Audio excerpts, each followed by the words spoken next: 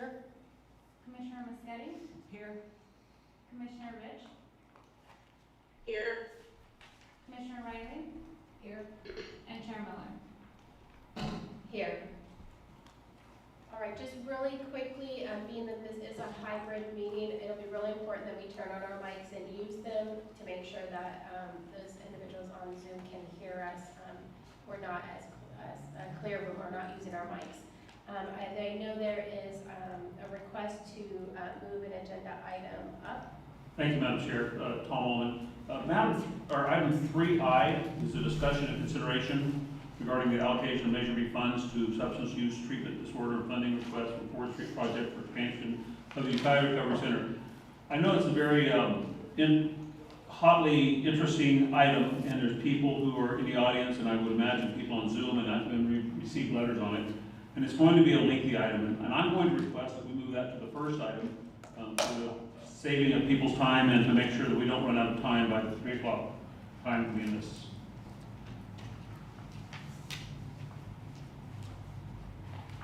Is that a motion? I'm making a motion that we move item number 3I to the first item of committee matters under item 3. I second that. Billy, roll call. Commissioner Ullman, Aye. Commissioner Ansel, Aye. Commissioner Barrett, Yes. Commissioner Evian, Aye. Commissioner Moschetti, Yes. Commissioner Rich, Yes. Commissioner Riley, Yes. and Chair Miller. Yes. So I'm going to ask that we take 3A first, just because we are remote, so we need to make sure we're clear to do the remote meeting, and then we will go to 3I. That makes sense, thank you.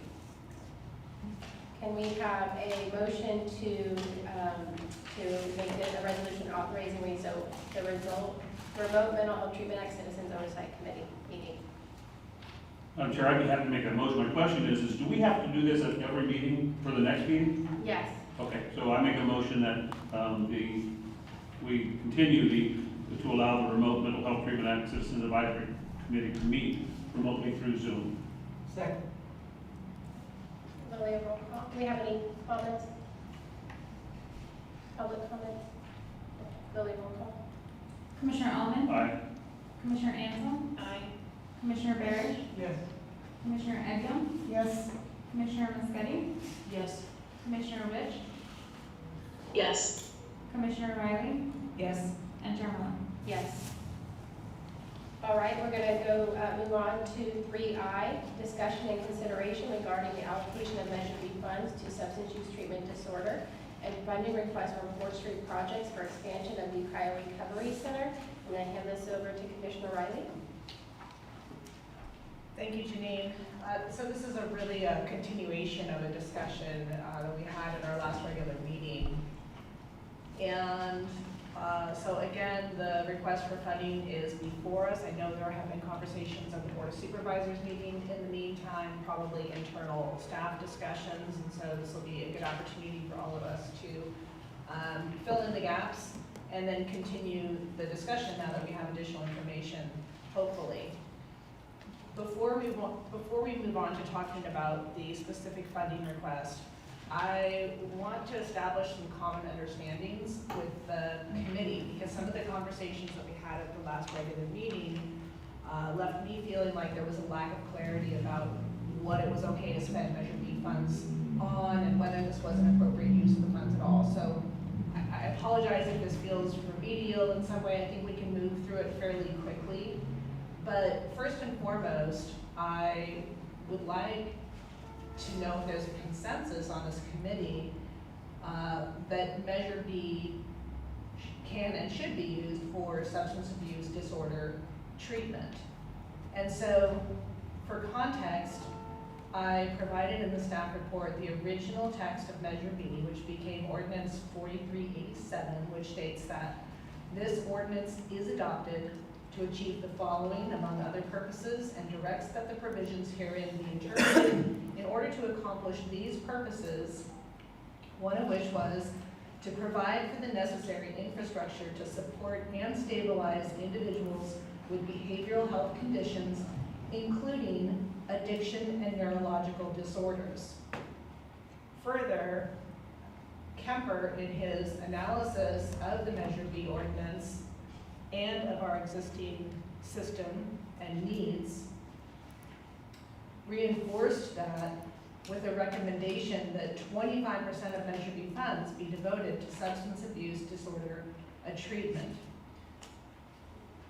But then, at the June 22nd meeting, which was our last regular meeting, there was discussion that implied that Measure B funds could only be used for clients who have a dual diagnosis of substance abuse and mental illness. That is not my interpretation of the reading of the Kemper report or from the Measure B ordinance, but I would like to see a discussion at the committee level here, whereupon we could provide direction to the Board of Supervisors what our clear intention is. My recommendation is that Measure B funds can and should be used for the treatment of addiction, whether or not there is a coexisting diagnosis of mental illness. So with your permission, Madam Chair, I would like to open it up for committee discussion on whether that is a shared understanding of Measure B or whether people have conflicting ideas that we should discuss.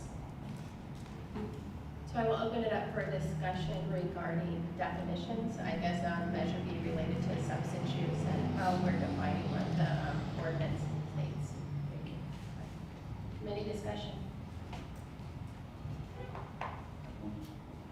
This is Michelle. Go ahead, Michelle. Thank you. I guess from my perspective, I think that it is entirely appropriate in keeping with the ordinance and the Kemper report to use funds for substance abuse disorder treatment. It seems pretty straightforward to me that that would be the case. Mr. Alden? Thank you. As a person who wrote along with county council the verbiage for Measure B, I want to assure you that you are correct on this. We have to make sure that we understand the Kemper report is a recommendation, it's not the law. And the 25% is an arbitrary number that the private consultant that we paid made. So we're in no way forced to say it's 25%. My question would be, and this would be for the Ford Street people, yeah, I think the director is here. Dual diagnosis, our treatment of dual diagnosis, it is important. You know, it's not like you're getting two treatments for the price of one, but I think it's fair to say that, at least in my career, the dual diagnosis category encumbers majority of the clients that law enforcement deals with. So and I'm not, I'll talk later when we get to the brass tacks of numbers. I think that if we have to spend when we spend our money and we determine where it's going to go, the board of supervisors determine where it goes. You know, the silly phrase of getting the most bang for the buck is something that we should all look for. However, that doesn't exclude someone who needs drug treatment on the face of just drug treatment without dual diagnosis, because that's certainly a high number of individuals in our county too. So I think that you're 100% correct. I have other comments on this, but if you don't mind, can I go ahead on that, or just? Well, we can. I want to say I appreciate your comments, and I agree that there is a need for people who are severely mental ill and who have substance abuse treatments. But I think it's a different facility, probably. It's a different program. And so today we're just talking about one program. So I kind of broke the staff report into 3 sections. And so the first was just, are we in agreement that Measure B funds can be used for substance abuse, even if there is not necessarily a dual diagnosis being severely mentally ill? So that was the first part. And then the second part is whether we should commit to using Measure B funds. So that's the second part. And then the third part is specific to the Ford Street program. So I'll let you decide if you'd like to have this conversation in pieces, or if you want to go ahead and state your mind there. I'll go ahead if it's okay with the chair. Yes. So, and I appreciate this. I've certainly seen the good work that Ford Street has done, but that's the third leg of the stool. So let's talk about the second one. Should we do it? Absolutely, we should do it. You know, it's going to hopefully decrease incarceration. It's going to hopefully allow for our hospitals to have more available beds in the emergency room, which is certainly, those two things were the catalyst of even getting Measure B on the ballot. And so, yes, we're going to accomplish that. The third leg of the stool is a concern of mine because while I certainly have personally seen the good work that Ford Street does, every project that we've had, we've spent money on, and we're talking $3 million here, so we're not talking chump change, we're talking a lot of money. We've put out for RFP. And so whether it's a hospitality house here in Fort Bragg on the coast, whether it's whether it's Adventist Hospital, who certainly has they're a stakeholder on this one, or Ford Street, I think that we as a body should put out an RFP to allow other organizations, not-for-profit or non-profit, or for-profit, I guess, to respond to our RFP, and we can build into the questions, the questions of what's going to happen. And here's, I think the dual diagnosis is a fair question when we put out dual diagnosis. It's a yes or no question, not, will you guarantee you're going to do this, but do you have plans to do this? When Measure B was finally passed, I asked myself a very philosophical question, and that was, in 50 years from now, how is Measure B going to be looked at? Are we going to look like a circus? Or are we going to look like a group of leaders that have the best interests of mental health, dual diagnosis, drug abusers, their best interest in mind when we spend, $35, $40, $45 million, because that's ultimately what we're going to do. And in doing so, with that concern right there, I want to talk about the PUF, the building that hopefully we're on track to, have the shovel hit the ground next year. And I truly believe in my heart, 50 years from now, that PUF will be operating. That'll be part of the Mendocino County treatment for mentally ill, and I'm very proud to say, yeah, I won't be around in 50 years, but I think that will be around in 50 years, but a smart group plants trees that they know they're not going to enjoy the shade of, and I think that the PUF is a good representation of the shade we're going to have, enjoy, the county is, by getting family members treated locally instead of out of town. So with that in mind, my question would be to the Ford Street project. It's a private organization, and do we know in 50 years that Ford Street is going to be in operation? Well, no, we don't have a crystal ball, so no one can guarantee that. But is there intention? And so what I'm saying is, when we put this RFP out, I think that we could develop the right questions to say, show us your past and show us your future. Because I don't want to award it to someone who just shows up tomorrow and puts in an RFP for $1 million and beats Ford Street out when I know they're just going to take $1 million and not give us a product. So if Ford Street can say, yes, this is something we plan on doing, we plan on being as important to, a very integral part of the treatment of mental illness and drugs in Mendocino County, and 50 years, I know that's just an arbitrary number, but we plan on being here then I think we're going down the right road. But until we go out to the RFP and we ask the questions and then we look at the answers, I think that we're not doing the best interest of the taxpayers who are footing the bill for all of us. Thank you.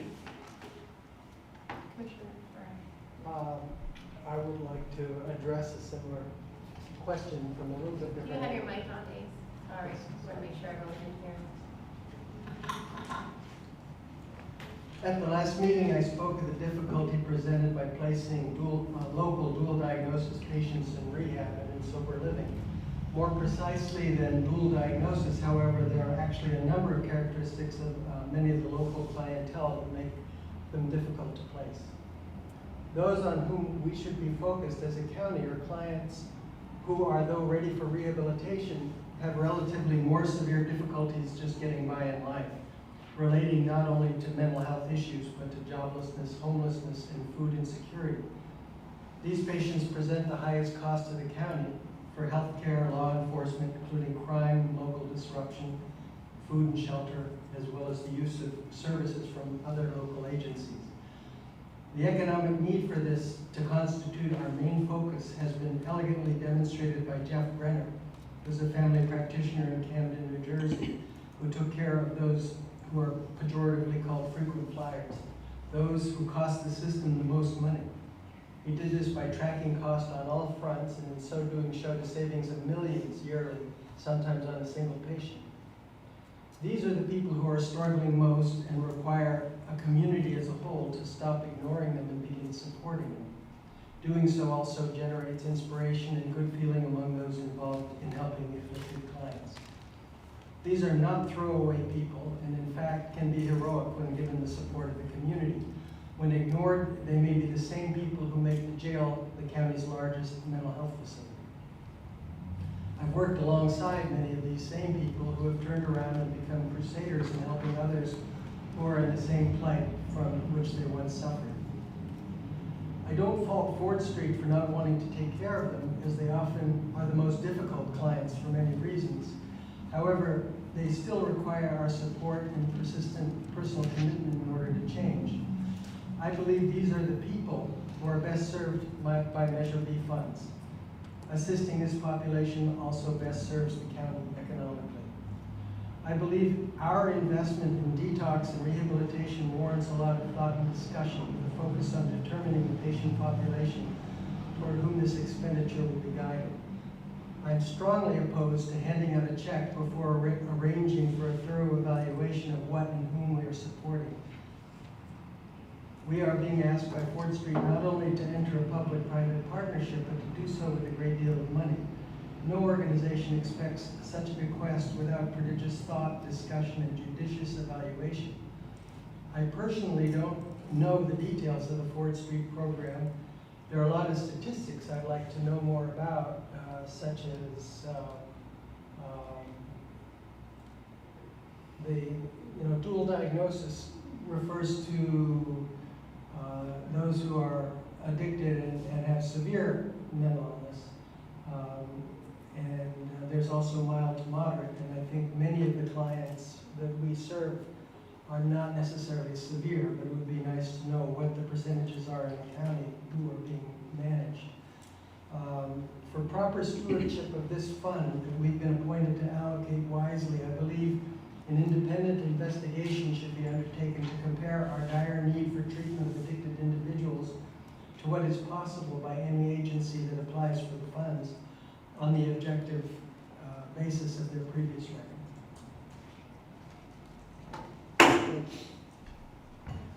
Any other commissioners? Comments? Well, I don't have much background in this per se, but when I read initially the text of the Measure B ordinance, to me it clearly states that one of the purposes to provide for the necessary infrastructure to support and stabilize individuals with behavioral health conditions, including addiction and neurological disorders. So it's there. It's written in there, and I don't feel that it's vague. I don't feel that it's my place to question per se whether it should be used for that, because it's written into it. That's all I'll say about that. Any other commissioners? Really quick, Shannon, before we go. I just want to make clear, one of the things you asked for number one was, as a committee, could we agree on a substance use alone, an area we want to spend Measure B funds on, and I think it's something grand jury also is asking us for a response on. So do we feel like we can make a motion that we do? We may not all agree. Is that something we want to move forward with before we move to your 2 and 3?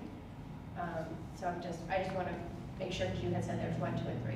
Thank you. Yeah, I feel like it would have to be helpful to have that consensus from the committee, and I had forgotten that the grand jury was specifically asking for that as well. So to Tom's point earlier, the Kemper report is not law.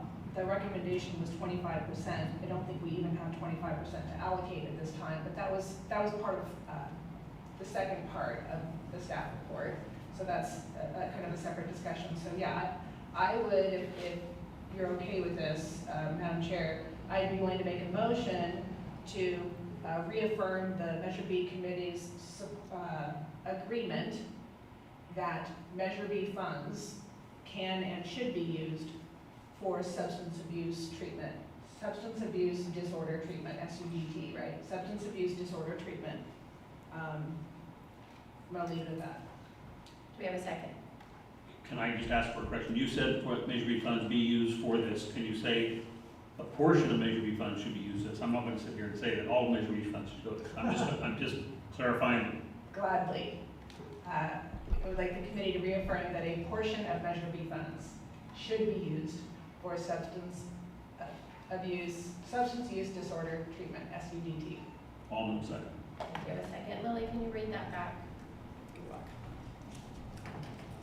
So the motion is to reaffirm that the Measure B Committee agreed to use a portion of the Measure B funds for SBT. All right, can we do a roll call? Commissioner Almond, Aye. Commissioner Anton, Aye. Commissioner Barish, Yes. Commissioner Evian, Yes. Commissioner Maschetti, Yes. Commissioner Rich, Yes. Commissioner Riley, Yes. and Chair Miller. Yes. Commissioner Riley, your second one? Thank you, and I think we've covered this a little bit.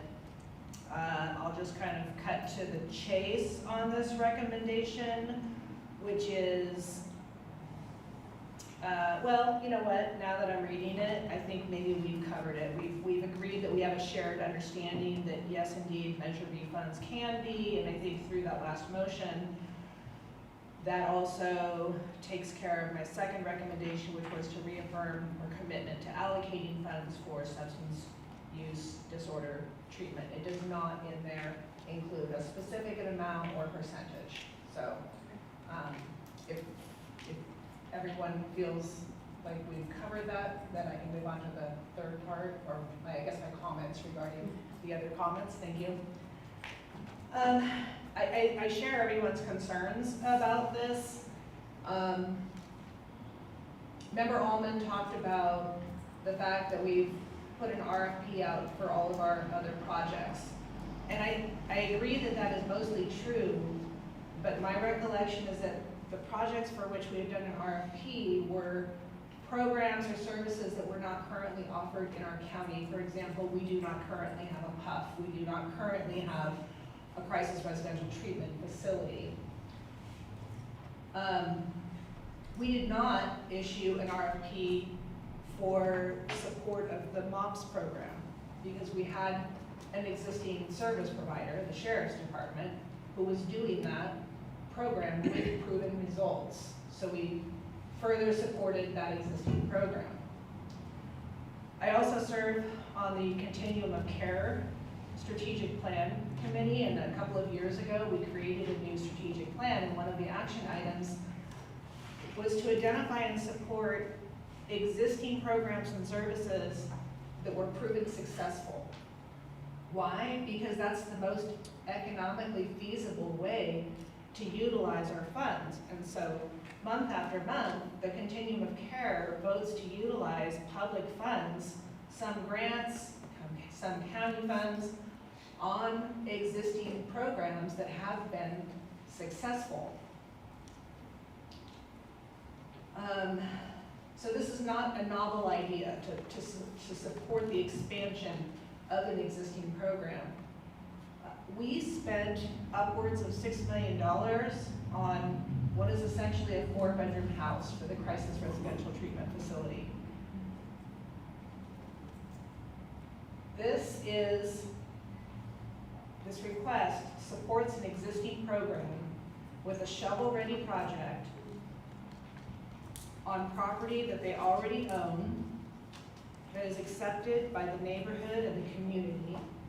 This is not like trying to turn the Howard Hospital in Willits into the PUF. This is an existing location. And there's an opportunity to significantly expand the services that the Ford Street project is already offering. They will go from serving 6 people in withdrawal management. And by the way, the Crisis Residential Treatment Center has served 6 people in all of August, to a proposed 18 people in withdrawal management. The residential treatment for women will go from 14 to 20, men 24 to 30. The residential treatment total nearly doubles. The sober living facility continues to operate. The sober living dorms for men is expanded. The sober living dorms for women is expanded. And outpatient treatment goes from 15 people to 45. So there are plenty of ways to hold programs accountable for their service. And this committee has discussed a number of times these concerns about public-private partnerships. The county does this all the time. RQMC is a private company. And many, many others are examples. And the way you control the money, the way you hold them accountable is through covenant restrictions, deed restrictions, MOUs, performance agreements, and those can last for decades. Speaking on behalf of the city of Ukiah, when we provide a CDBG fund for a project like the food bank or plowshares, for example, we have covenant restrictions that last 35 years or more. So can we promise that Ford Street program is going to be around in 50 years? No. But can we promise that an organization that we would find through an RFP is going to be around in 50 years? No, there's no guarantees in life.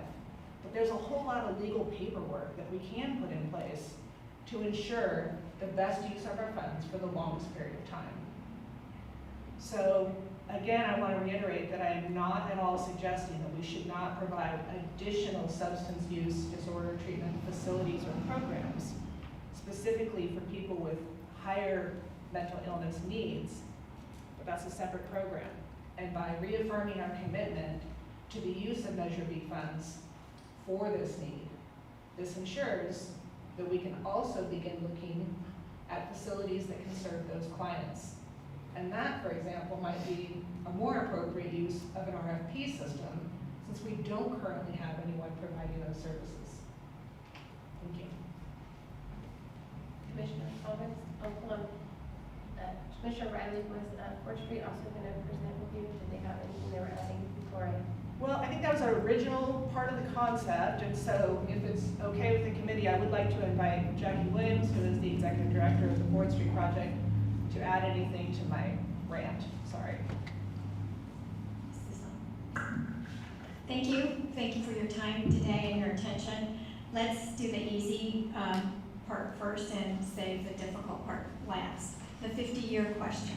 So in agencies like mine that also receive state funded, the state funding that we receive that covers half of the cost of this expansion, there's a 35-year commitment that if for some reason our company would fail, that building would have to go to a light provider. So there are restrictions like that in place, and that would literally be the case with the state.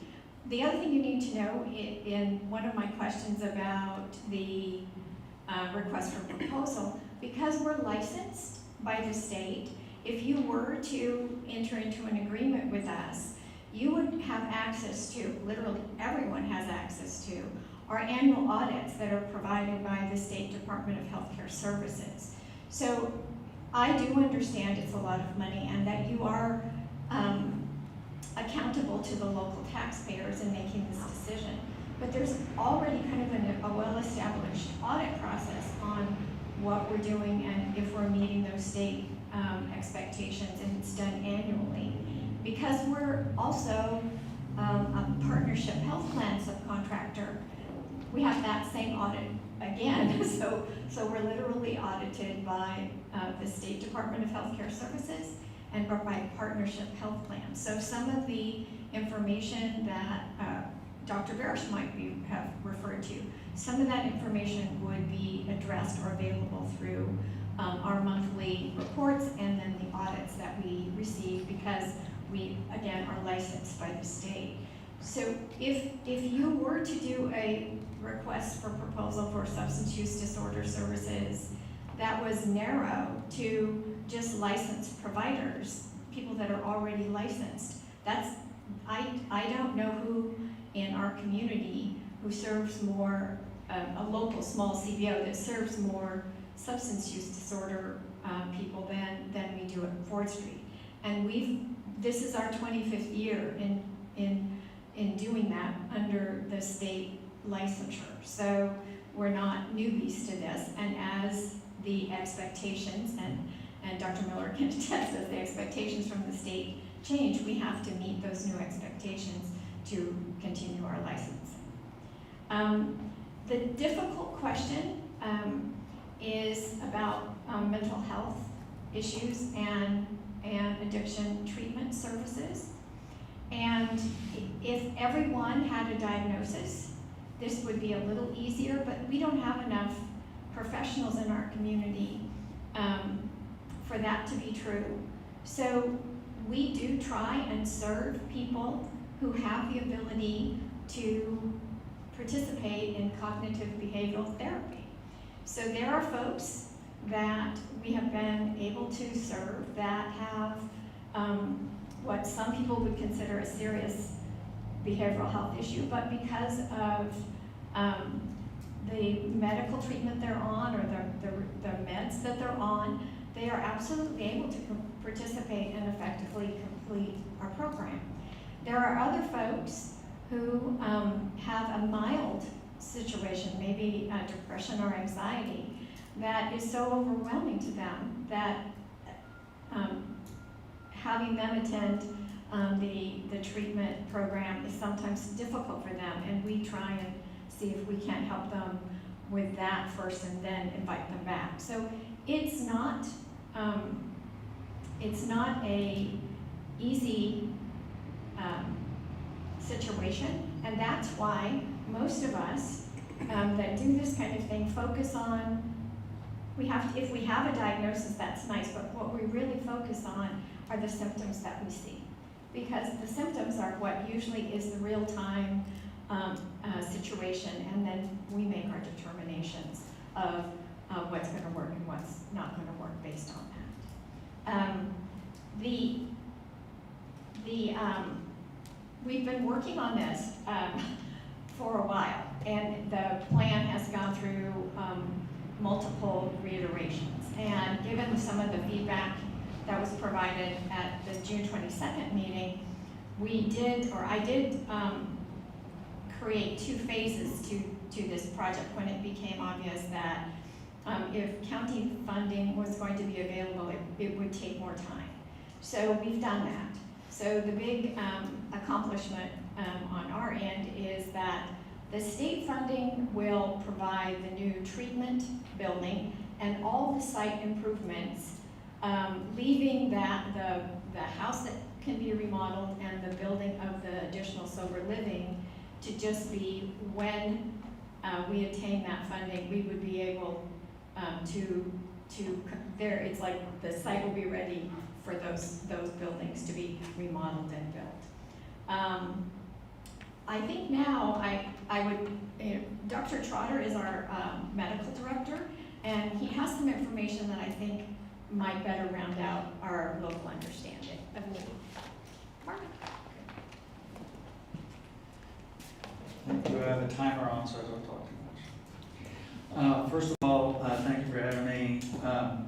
I'm glad that Ace is here, because with Ace here, he'll keep me in check, if I say something wrong. And also, I want you to listen to me, even though he has better hair.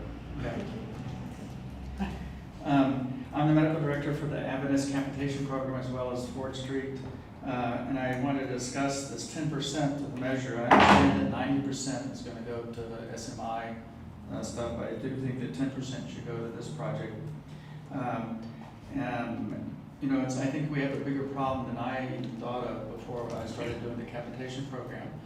We've gotten a new designation. We're now number 2 in the state for opiate overdose. So we're approaching number 1, but we're number 2 in the state of California for opiate overdose.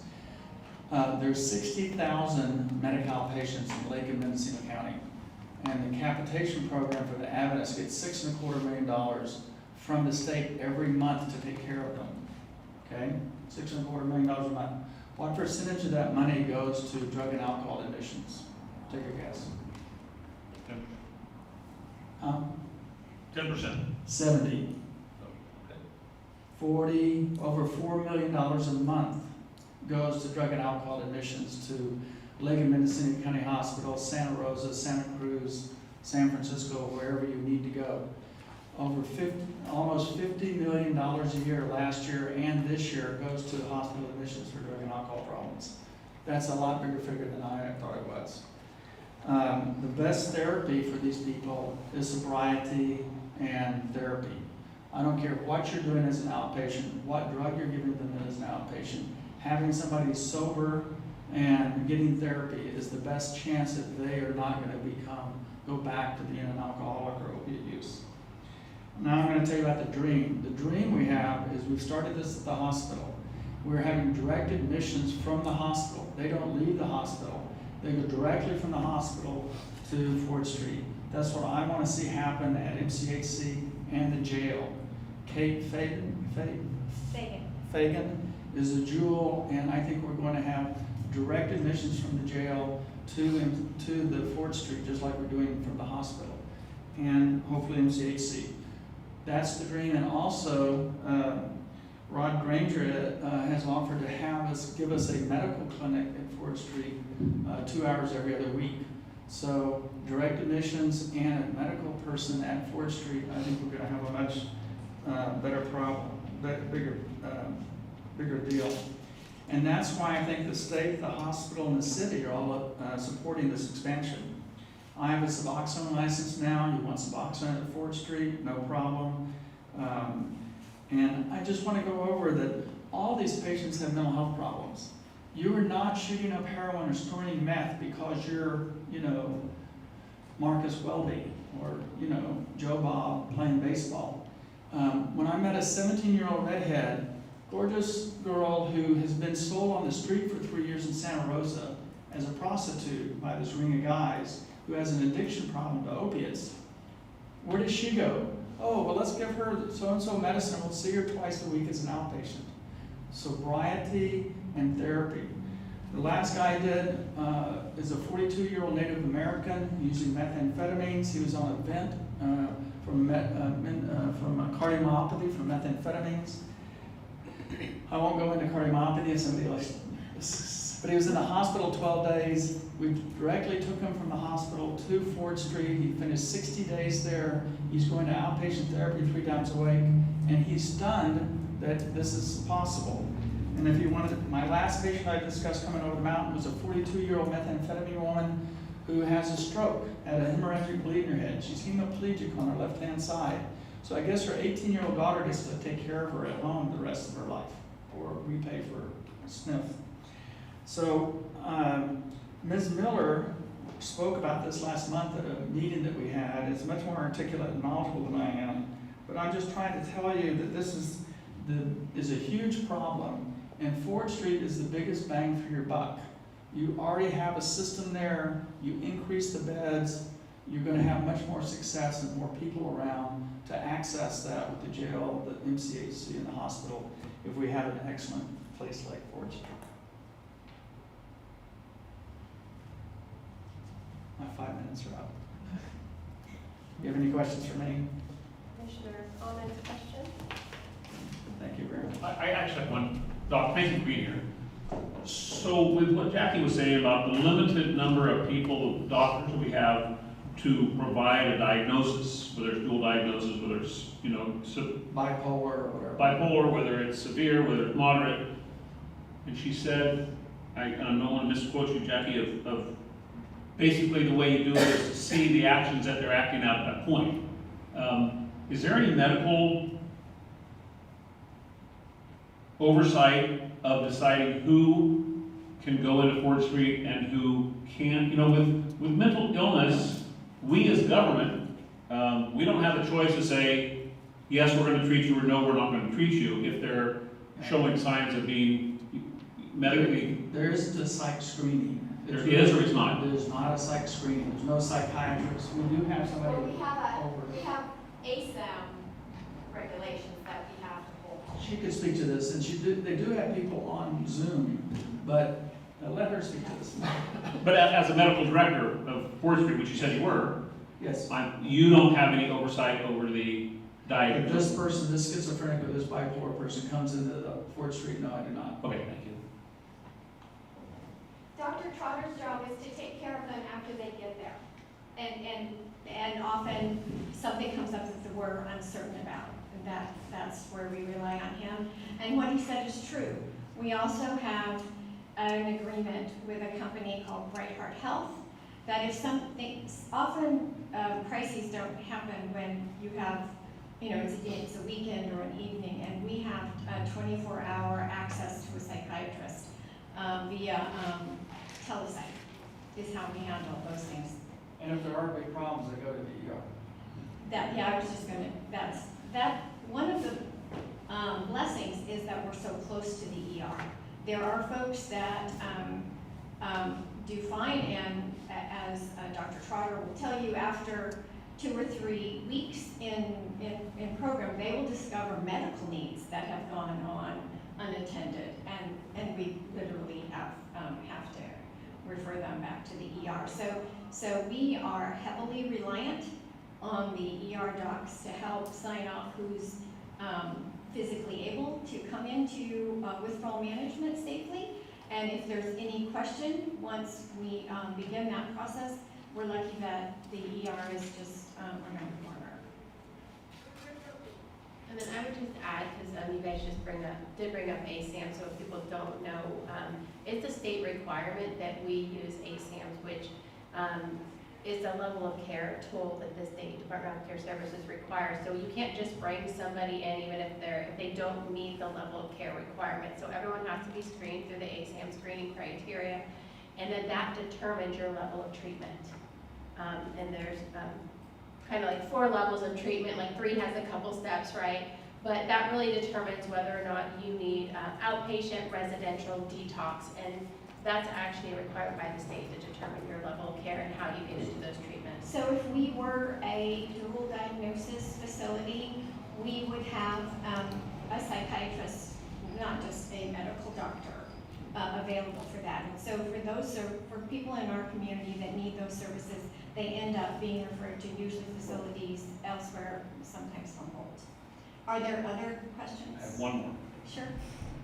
So with you feeling so comfortable, and you are your words not mine, of the most successful treatment facility and licensed facility in Mendocino County, right?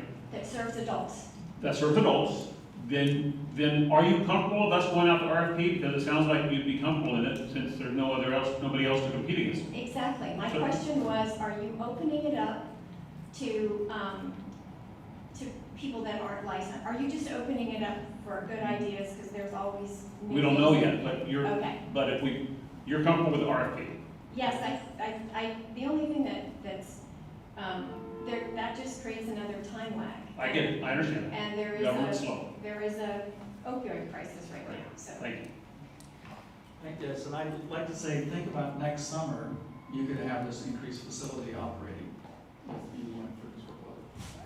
And again, I would just like to reiterate, if you don't mind, Sure. your permission.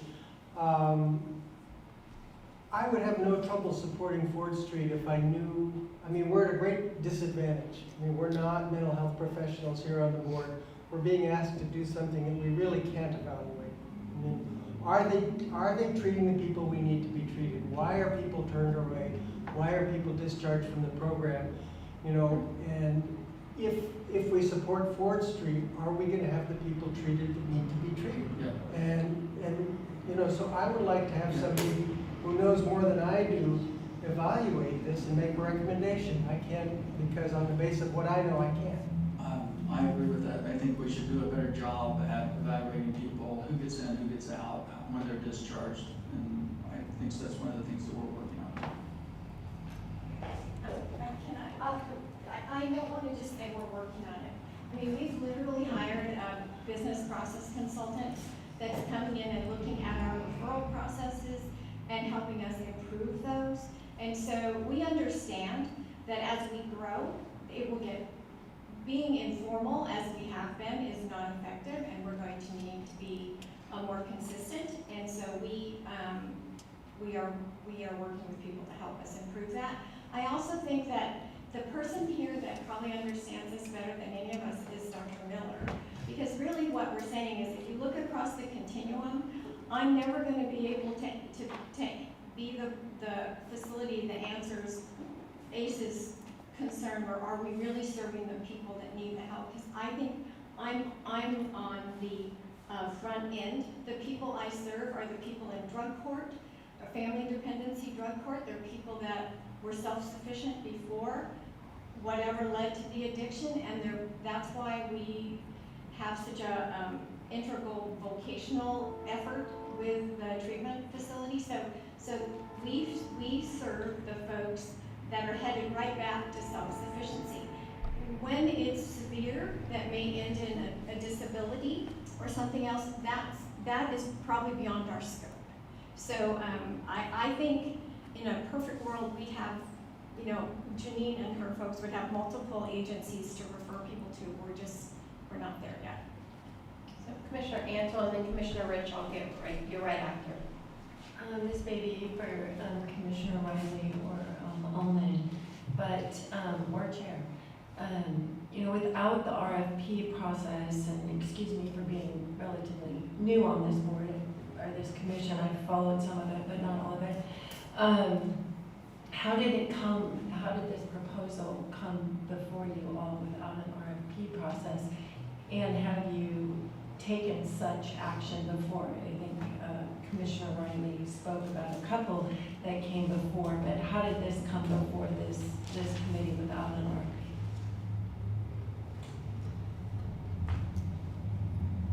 The 4th Street project was in the midst of another grant application and had shovel-ready projects. So this was a direct ask of the committee. Obviously, we just make recommendations to the Board of Supervisors. So I think we have not identified necessarily a specific formal process that applies to everything. We have done, to Mr. Allen's point, projects through an RFP process, and we also have directly funded programs based on an ask that came directly to the committee, including the MOPS request.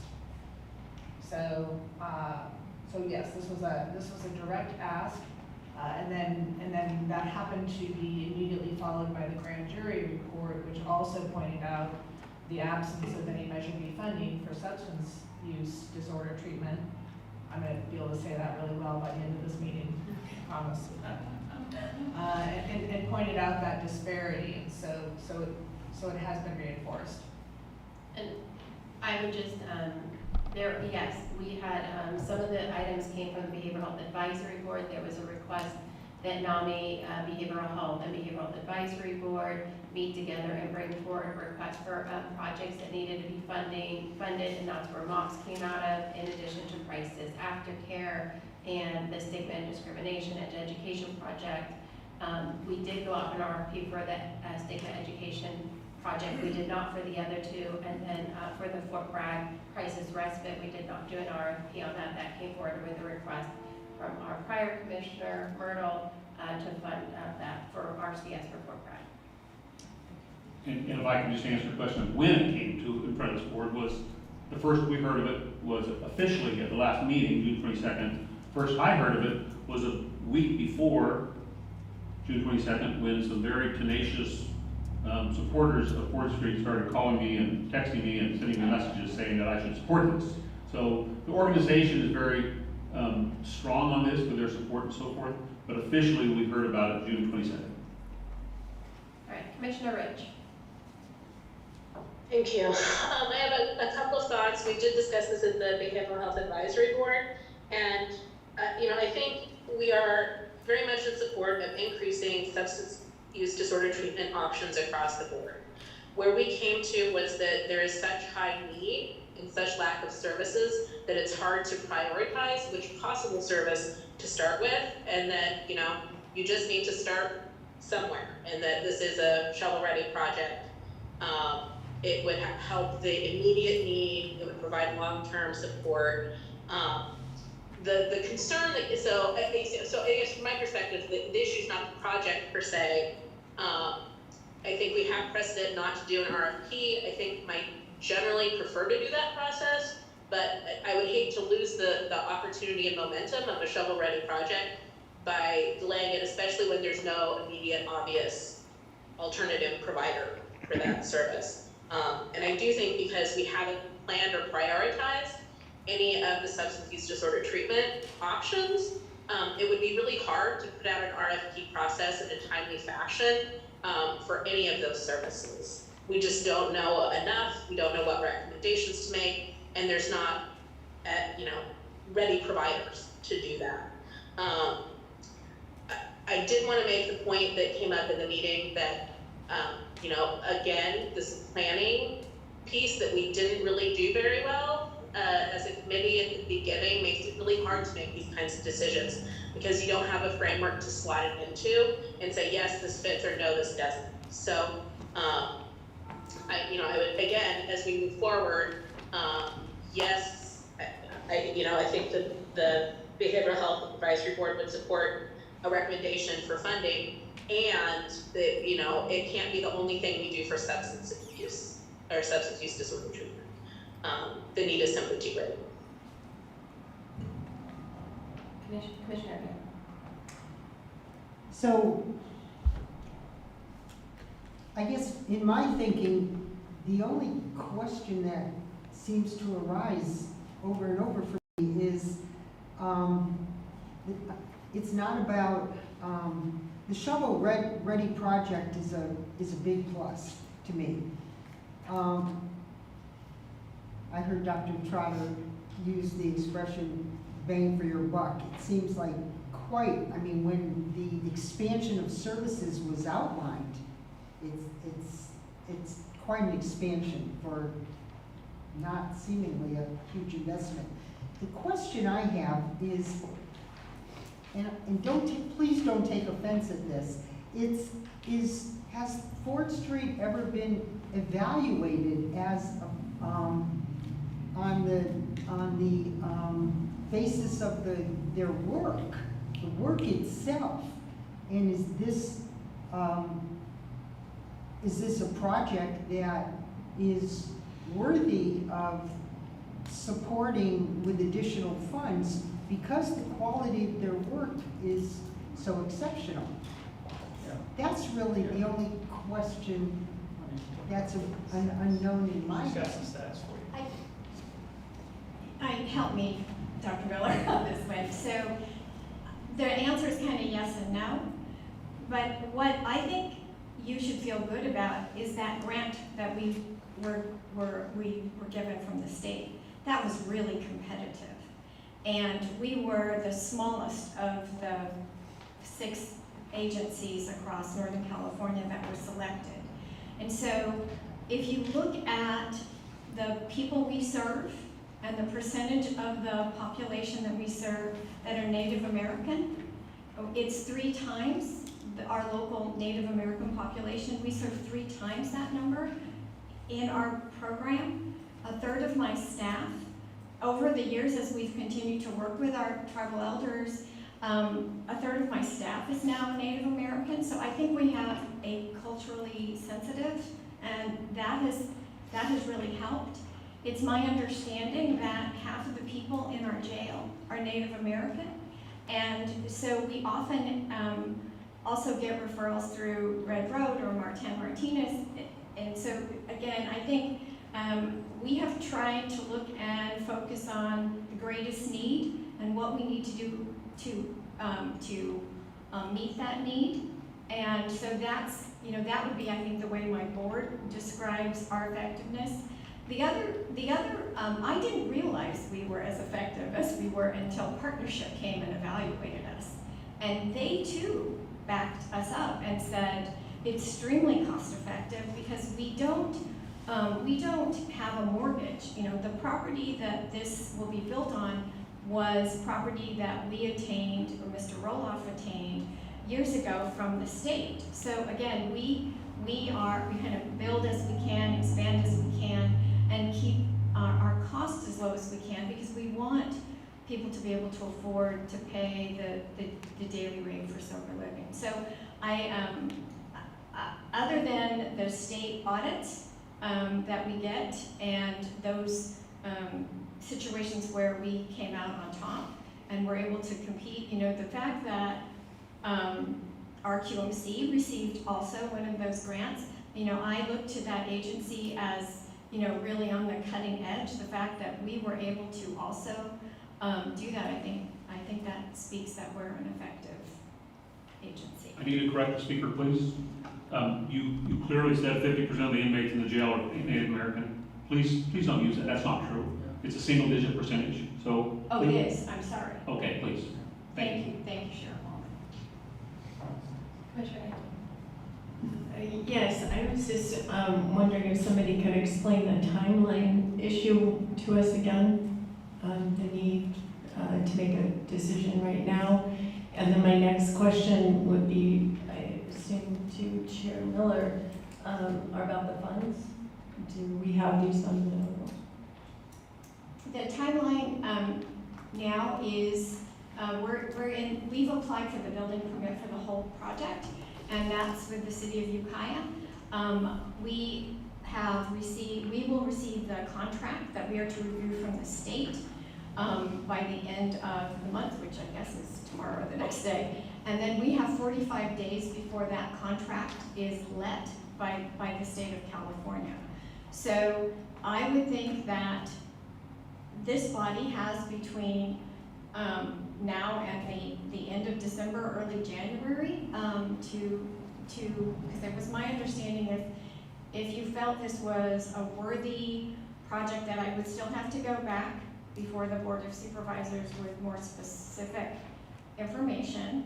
And then, so, we're going to keep marching on, hoping we can resolve the last bit of this funding, but there wouldn't be funding required from the county until probably February.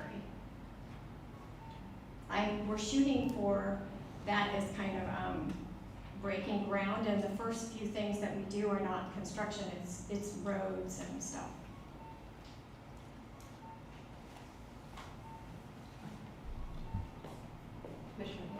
So would these funds be going to roads and stuff, or is it going to, Well, we don't know. I mean, that's part of our. We do know. Well, So the state dollars have paid for the complete implementation of all the site preparation. That included the gutters, the lights, the everything, and a big treatment pavilion. And so now what I'm asking for is for the cost to remodel and expand an existing house to create an 8-bed sober living environment for women, and then a new construction of a 3,600 square foot, a 22-bed sober living environment for men. So the state funds will improve the project and build the treatment pavilion. I need help with the men's sober living environment is new construction, and the remodel of a house that we're going to use for women. Right, and there was a question regarding funds, and so we don't have the total cost of what the PUF will, we know what they're projecting the PUF cost to be. I was not able to get an update on what the projection is. It could go over, but we could assume a 30%. That's kind of what we've seen. That's not a guarantee. They did build in for within that cost for overruns. I think, and I'll look at Mariana's, I think that at this point, if we were just looking at that, we do have we would have funds. That doesn't take into account potentially what we might hear from JSA for long-term maintenance of our current facilities, but we do have some funds that would also be in prudent reserve. So, depending on what the PUF ultimate end cost would be, looking at what we would potentially add to it, and if you're going to do an additional capital facilities reserve, that would give us to kind of where we're at. There's a possibility the 4.1 million would be there. I don't know that we'd have additional funds to do something like a CSU with that right now, but I think, Mary Alice, would you? So what we have right now that is an unobligated, that we haven't obligated towards other projects, and this does not include the 30% that is, that maybe potentially the 30% increase for the PUF. We're looking at approximately $11 million of unobligated, estimated funds that we would have at the end of this next fiscal year. Excuse me, that would be the end of this fiscal year once it closes out, I'm sorry.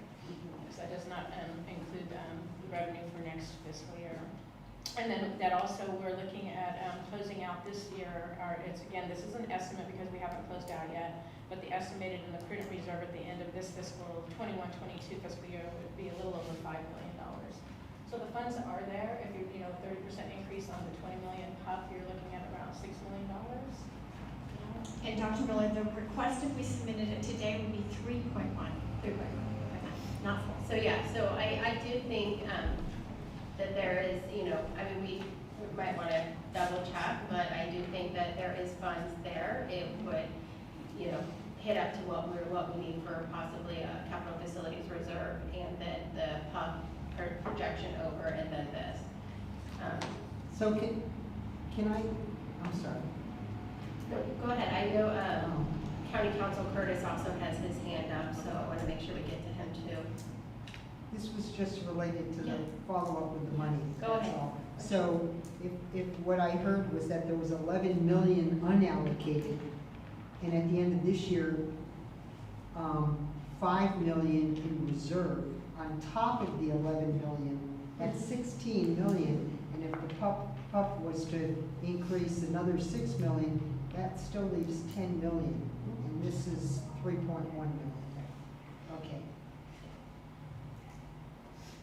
County Council Curtis?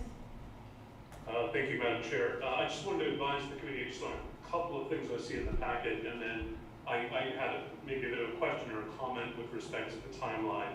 I see in the materials that were submitted, there was a comment about this phase of the project not having a prevailing wage stipulation. I think that may be a misunderstanding of a concern that Member Allman had raised at the last meeting. I believe Member Allman brought this up because if Measure B funds are provided, it's very likely that there will be a requirement for prevailing wage. And so I think certainly before anything were to get to the board, I think it would be good that there's clarity as to whether or not the budget is accounting for prevailing wage as this part of the process. I also saw there was a comment about a particular vendor potentially bidding on both phases once the design is complete. I do have a little bit of concerns about identifying a vendor before a potential competitive process. I can't say that it's necessarily wrong when we're talking about going through an outside entity, but I just want to flag that as an area of potential concern. There's a possibility that a vendor might be disqualified if they're essentially given the inside track. So I just want to make sure the committee is aware of that. And then in terms of timeline, I think I heard breaking ground in February, and I want to be clear that that's still a very aggressive timeline, and I think it would help for my office at least to understand sort of what the benchmarks would be and what the targets might be time-wise. Because I'm a little bit worried about us possibly setting up unrealistic expectations. We've had projects where we've had to do a lot of drafting and prepare a lot of documents without a lot of time, and sometimes that has pushed back things and caused delays. So I just, what is the date by which we're looking at potentially being in contract to be providing the funds? What's the date that we're looking at possibly having the funds actually provided? And then we need a lot of information that we don't have currently to be able to draft those. So including whatever's going to be required by the state contract. So I just want to get a little bit of sense of what those timelines were. Because if it is unrealistic, I may need to advise you of that. Thank you. Any other commissioner comments? I have a question for County Council. what would be the most aggressive, as in quick turnaround, if we did go out for an RFP? If I said we have a 45-day RFP, and I guess the chair would be heavily involved with it, is that a reasonable time frame for RFP to go out? And I'm sorry, Member Allen, I didn't quite hear the time that you. 45 days. 45 days. I might defer, is GSA Director Rao on? I don't think so. Yes, she is. Oh. She's on. Lily would need to bring her into the meeting. I believe Ms. Rao might be able to speak to the time frame there. We still need a little bit of time for her to get back in front of the board. So the clock would start running from the date that the board said go out for an RFP. But I would turn to her for that part. I would just say for the drafting of the contracts, after we got all of the information, which hopefully would be submitted as part of any RFP, we'd still need, frankly, a few months to work out the details and get everything together. Thank you. Good afternoon, Janelle Rao, General Services Agency Director. Typically, a time frame that you would looking from an estimation standpoint from issuance to award is anywhere, from 60 to 90 days. 60 would be fairly aggressive. If there's any preliminary prep that would need to go into that, such as County Council Curtis mentioned, you would extend that out. But that's atypical, and to give yourselves the ability to prepare your scope for the RFP issuance, put together an evaluation panel, negotiate a contract, and then if it's going to be a dueling presentation, such as a presentation to the Measure B committee, and then also the Board of Supervisors, you would want to build that timeline into your schedule as well. So I hope that clarifies a bit. Happy to answer any questions. I have a question for County Council. Okay, I know Commissioner Muscati also has something she wants to add. I just wanted to ask, I believe you presented to the Board of Supervisors last month, is that correct, this month? In July. In July? Excuse me, yes. And I apologize to the Board of Supervisors and everybody, I don't pay that much attention, but I pay a little attention. I believe they asked for certain things, has that been taken care of? They asked for certain, They asked that we come back here. just here? Yeah. Oh, see, I didn't pay attention. The other questions were more confusion that Dr. Miller was able, it was more definition, confusion about what people receive for their residential treatment. It was not decisions. Okay, thank you. Commissioner Evan, you have a question for County Council? I have a question for County Council. I'm not sure I heard this correctly, but did you say that a vendor could be disqualified due to an inside track, or what was the gist of that comment? Yeah, and I don't want to overstate the concern there. I just because I don't know that it's necessarily going to be disqualification, but if there is going to be a competitive process, there are situations in which one competitor having an unfair advantage over the other can result in that one being disqualified. And just generally, when we see the name of a particular vendor, a particular construction company listed in a proposal before a competitive process has been entered into, that's a little bit of a red flag for us. So I don't know that that's necessarily going to be a problem. If we're talking about a grant funding for a private company to put something out, that's not necessarily going to mean that there's going to have to be a sealed bid process. I think we need to look at that more. I was just a little bit concerned that we saw the name of a particular construction company in the materials. Who determines whether or not, who makes the determination? A determination on disqualification. Yes. Yeah, so ultimately it could be a court. These can get litigated as to, essentially the next lowest bidder or someone else looking to get awarded instead. But generally, it's going to end up with the first step would be a process of internal review by the department. I think this would likely be going through GSA. And there'd be a determination as to whether there were any issues there, and then there's a bid protest procedure that can result in going to the Board of Supervisors, and then that can ultimately be reviewed by a court. Thank you. Just some clarification clarification. We were working with a contractor because I've used phase 1, phase 2 as the construction part. There was a phase 0 where we worked with this contractor to demolish a building. And that was, we had completed the site engineering, the demolition of a building, and then COVID hit. So that's when the pause happened. So we were in contract with this contractor because he completed the site prep and coordinated the engineering and the demolition of an old building. I'm struggling to understand the RFP concept here as it's being presented, so maybe Member Allman can help me understand. If we were to put out an RFP for SUDT services with a residential component or whatever, we really only have one service provider in the county, in which case I think, and I would of course defer to county council, but I think we would have plenty of justification to sole source that contract. Where we don't have a service provider is for the severely mentally ill, or the dual diagnosis that we described earlier. And that is certainly an area where we would need to see who the qualified and interested bidders would be. But I don't understand why we would do an RFP to answer the question about whether or not we can fund this specific project. No, I can fine, thank you.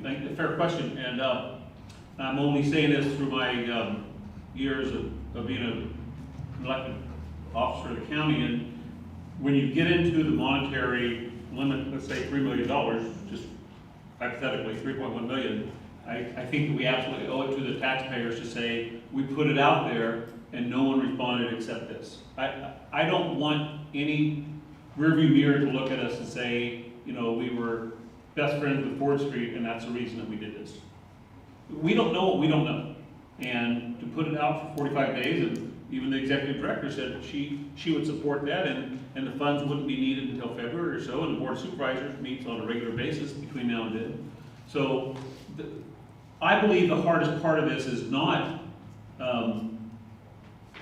reviewing the RFP responses, but actually the office time that's going to be necessary to put out an RFP, but we can make it as short as possible. It doesn't have to be an RFP that's 150 pages. It could address our concerns. Dr. Barish has brought up several concerns, and if we're going to go down the road of partnering with Ford Street for the 35 years or the 50 years where we're going, I think that we owe it to the taxpayers to put out RFP and say, we are going to spend the money, but our intention of how we're going to spend the money is explained in our RFP.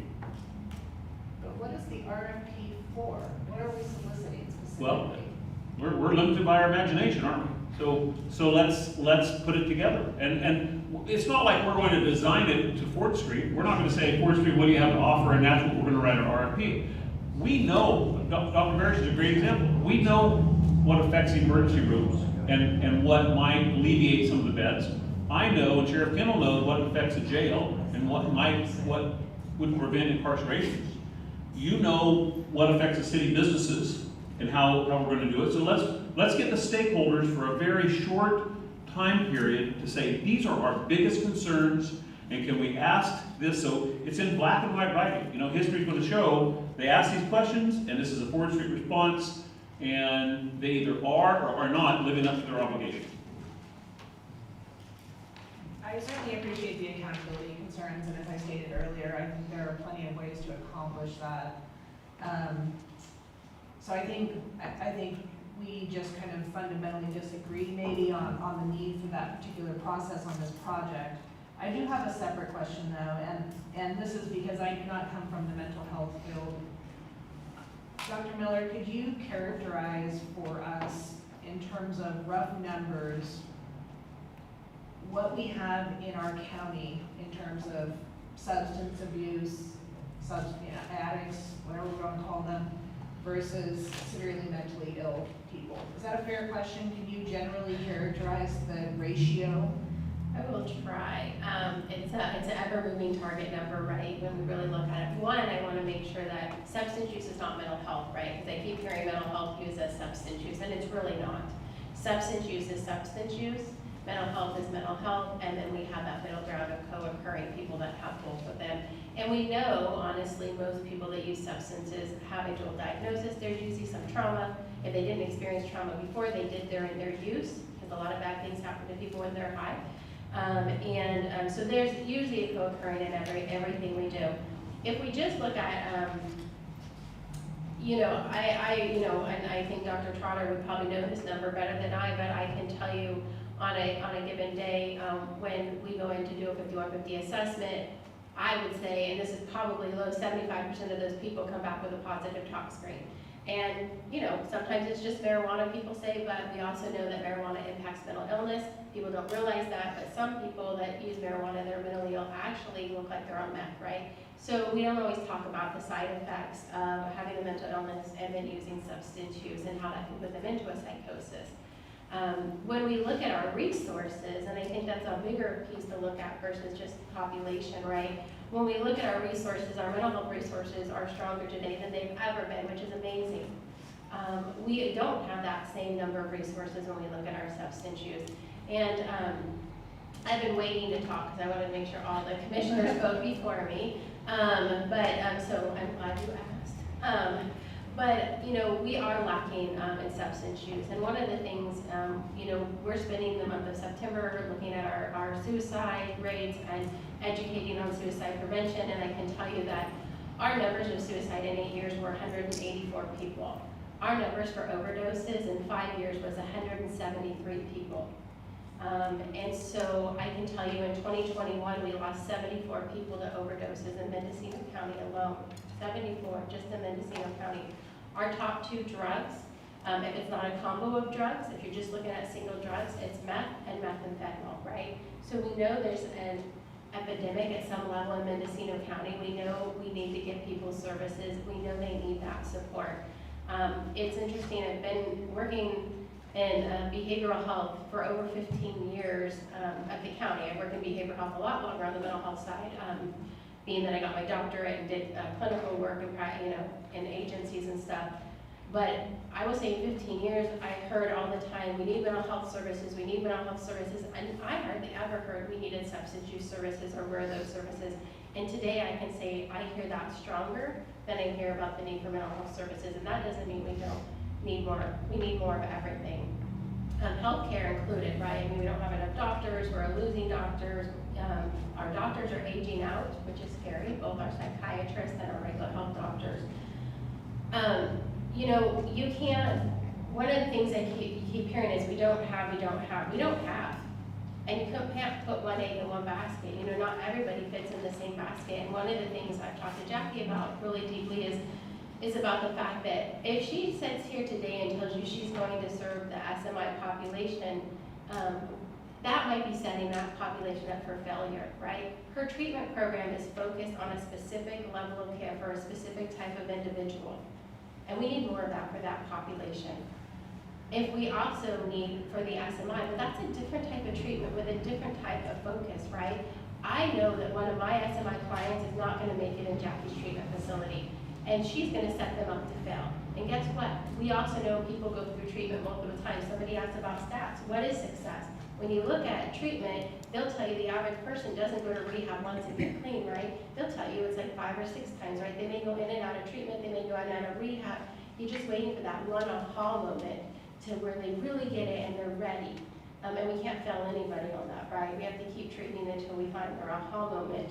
And that's not always easy to do, but we do. We keep picking them up and we keep offering them services. But I don't want Jackie to fail. I don't want Jackie to fail the people. So I'm not going to sit here and tell Jackie she has to serve the SMI. I'm going to sit here and say, Jackie, I need you to serve the people you serve, and she needs me more resources to do that.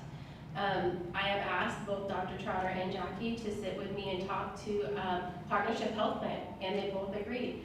Talk about grants. How do we look at other funding to bring other services to Mendocino County? Dr. Trotter has said he's more than willing to meet with me with Partnership and talk about what other funds can Partnership put into our community, because we need to build more resources. And we can't say one is more important than the other, because then we're putting people's lives over somebody else. We need it all.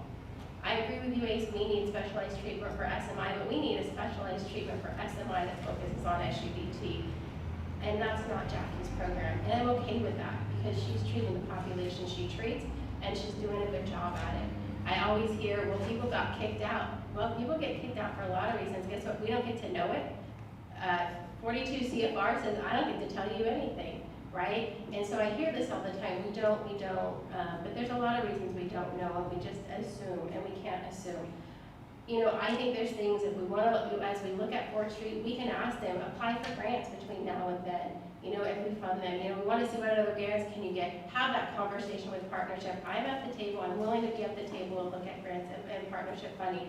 We still have our opioid funds. I know there's a lot of questions about opioid funds, but can the opioid funds reimburse some of the Measure B funds? I think there's a lot of questions that we can still answer. I don't think that it means we can't fund somebody. You know, I think one of the questions that keeps going through my head, if it was $1 million asked, would we be sitting here being okay with it? Because we've had other programs that we gave $1.4 million to over 4 years. Would we be looking at it differently? And I guess that's a question I have. So Shannon, I probably didn't answer your question exactly, but I would say there's a need in this community. It's greater than we know. And, you know, I can't put, you know, numbers exactly to it, but what I can tell you is I don't think that there's, I think that our mental health and our substance use are pretty equal in the number of people we need to serve, and I can tell you that we do have less, and when we're talking about an RFP, which I want to just throw out that, what are we asking for? Because we do have outpatient treatment in this community. We have more than one outpatient treatment in this community. We have one residential treatment, one detox, and one sober living provider in this community. That's only 4th Street. And every day we don't have more treatment. We're sending our clients out of county. My staff are sending them to Humboldt, Shasta County, Solano County. Our youth are having to go all the way down to San Diego. If you want to talk about a need, we need youth treatment in Mendocino County. I'm happy to send our youth to San Diego, which is way far away from their parents. It's not the best option, but it's what we have within our model of care. So I hope that sort of answers your question. Thank you, that was really helpful, I appreciate that. And you did bring up the opioid settlement funds, which was part of the discussion in the June meeting as well, and so that was my other question for today is, does the county have any additional clarification on the amount of money that you're receiving and how that will be received? I can tell you that the city knows that we will be receiving nearly $500,000 over 22, 23 years. We would need to take this to the city council, but we are comfortable recommending to the city council that we just basically transfer all of that money to 4th Street for the project, providing that the county make a similar commitment with their opioid settlement funds. We would borrow against our general fund in order to provide all of that money at once if necessary. We have that capability. So is there any additional information either from Ms. Anvil or Dr. Miller regarding the opioid funds? I think we need to ask County Council Curtis. County Council Curtis? Certainly, and what was the specific question? So are you talking about the ability to borrow, or are you talking about the amounts of the estimates? Is there any clarity regarding the amount of money and the timing of the funds that the county will receive, their opioid settlement funds? Yeah, so the payment will be spread over, I believe it's 18 years. The amount that's going to be paid, we do have an updated estimate. Unfortunately, I don't have it in front of me. I need a little bit of time to dig that out. I think we had initially had an estimate of about $240,000 per year, but that's a little bit stale at this point. It is still an estimate. Nothing is final. The first payment, I believe we're probably looking at, I think my recollection was January, was the sort of the earliest that the first year's payment may be coming in. And then in terms of the ability to borrow against the funds, we haven't gotten an answer on that yet. We have approached the issue with outside counsel who's representing the county in the litigation. And it's gonna, I think there's probably going to be a mechanism. I hesitate to say that too strongly, but there are some limitations on the ability to use the monies that are being received for abatement purposes, which is supposed to be for future efforts, to reimburse something that was otherwise paid out, because there's been a distinction in the settlement between damages for past expenses versus abatement. Now, I think this is probably going to be something that can be fairly characterized as abatement, even if the money is spent before the documents of the settlement are final. But we would want to clarify that before we advise any sort of reliance on. Thank you. I would just add, go ahead, Christian. Oh, I'm sorry, I just wanted to know if I answered all the questions then. Yes. And I would hate to speak for the Board of Supervisors or Auditor Controller, but at this time, borrowing against our general reserve doesn't appear to be an option to me. Commissioner Scully? I just have one question, and this will come up again later when we talk about a different item. Staffing is really huge. Building a building is fine, but what is the extra staffing you're going to need, and are you going to be able to have that in place? Because if not, building a building means nothing. We had a staffing plan, and one of the reasons it was so difficult during COVID, because we had staffed up to be able to serve more people, we held on to the people. So it is true, we would have to add maybe 3 or 4 people, and we have no problem hiring right now. And so there are 2 types of staff that work at Ford Street. There are the people that are certified counselors, and then there are people that we call client services. And in the withdrawal management group, we use those client services people, and we have a housing program where they come in and work, and it's a perceived opportunity and chance to make more money to move to the withdrawal management. So we've tried to kind of create our own like entry-level jobs so people can grow. So I know it's hard to hire. The number one issue with us is finding people that are committed to drug-free workplace. Do we have any other commissioner comments before we move to public comments?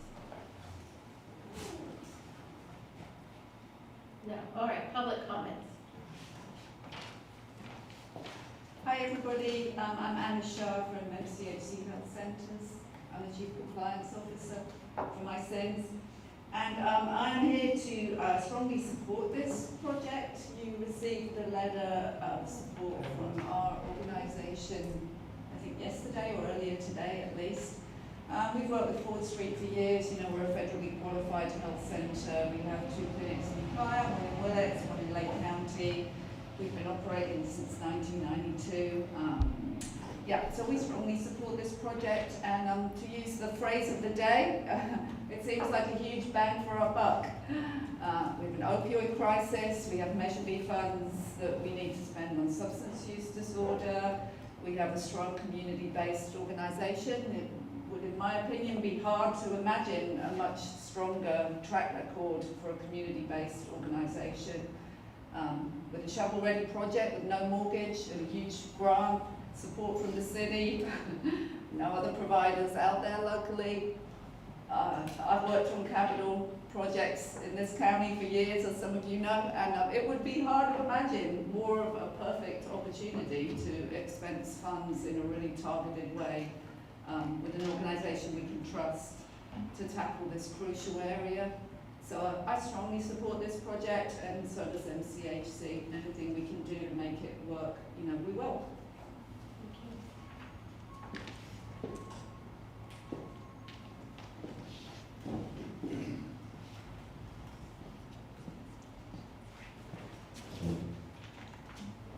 So I'm limited to 3 minutes? You are, but please introduce yourself. What's that? Please introduce yourself first. My name is Don Popowski. I'm a board member of a nonprofit in Ukiah.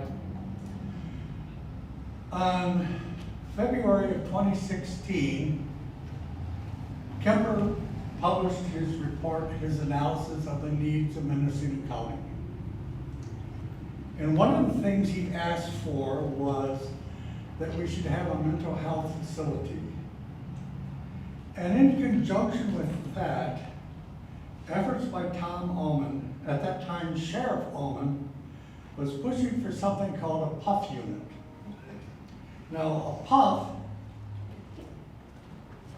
it's pronounced puff, but it's actually spelled PFH.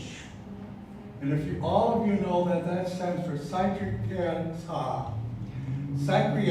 health facilities, forgive me. I did not know that until yesterday. As a result, a measure was put on the 2017 ballot called Measure B. And I'm reading from the full text of measure, section 5.180.040, out of context, but accurate.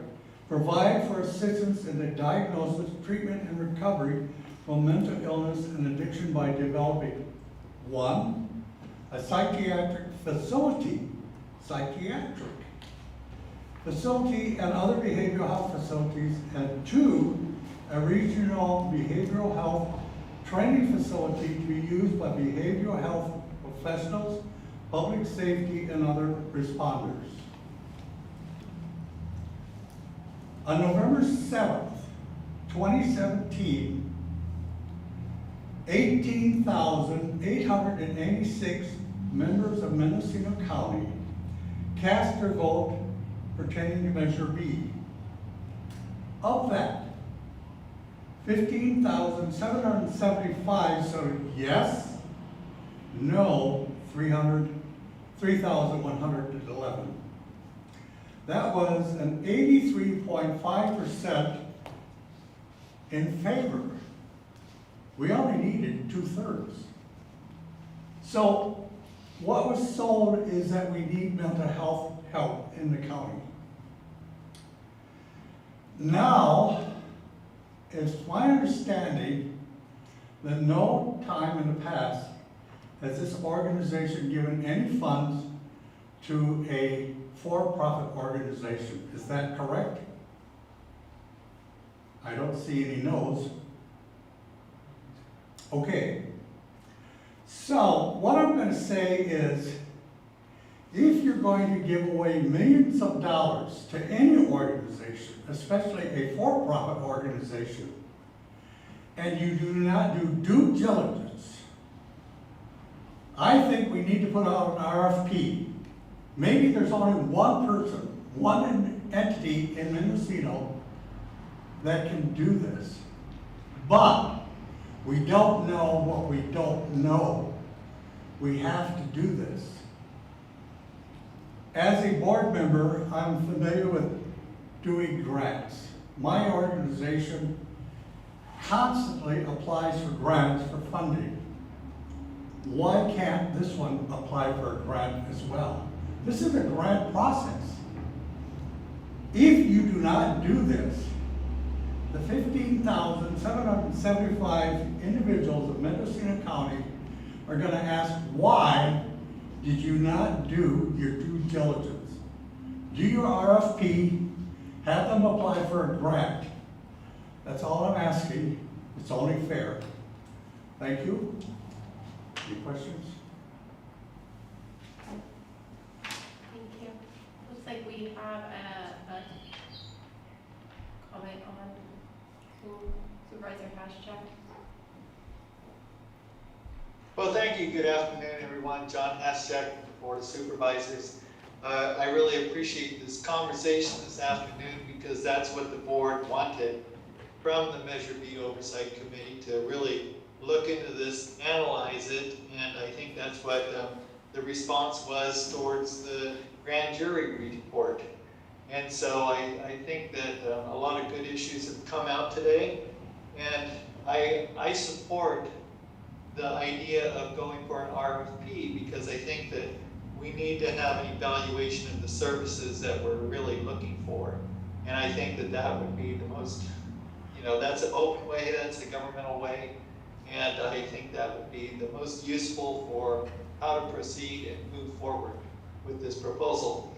I, along with a lot of you, did a tour of the Ford Street facilities. I think they're doing great work. But at the same time, I think it needs to be an open process, and we need to follow that process. So thank you very much. Have a good afternoon. Thank you. Any other public comment? Seeing none, back to the commissioner. Just one comment. The previous speaker indicated that the Ford Street project was a for-profit business, and my understanding, which seems to be confirmed by their website, is that Ford Street is a nonprofit, 501c3 status. So, okay, thank you. Just wanted to clarify that. I just want to comment that, note that Jackie Williams is shaking her head yes for those who can't see that they are a 501c3. 501c3. Okay, thank you. Other commissioner comments, questions? Madam Chair, I would imagine we're about to make a motion, and I am of the mindset that whatever motion, I'm assuming that it's going to come from Commissioner Riley, I hope so. And I just really, to save time, I'm asking the chair, if in a motion it was 30 days to prepare the RFP, and then 30 days to have 30 to 45 days to have the RFP out for responses, since you're going to be heavily involved in preparing the criteria for the RFP, is that a reasonable timeframe?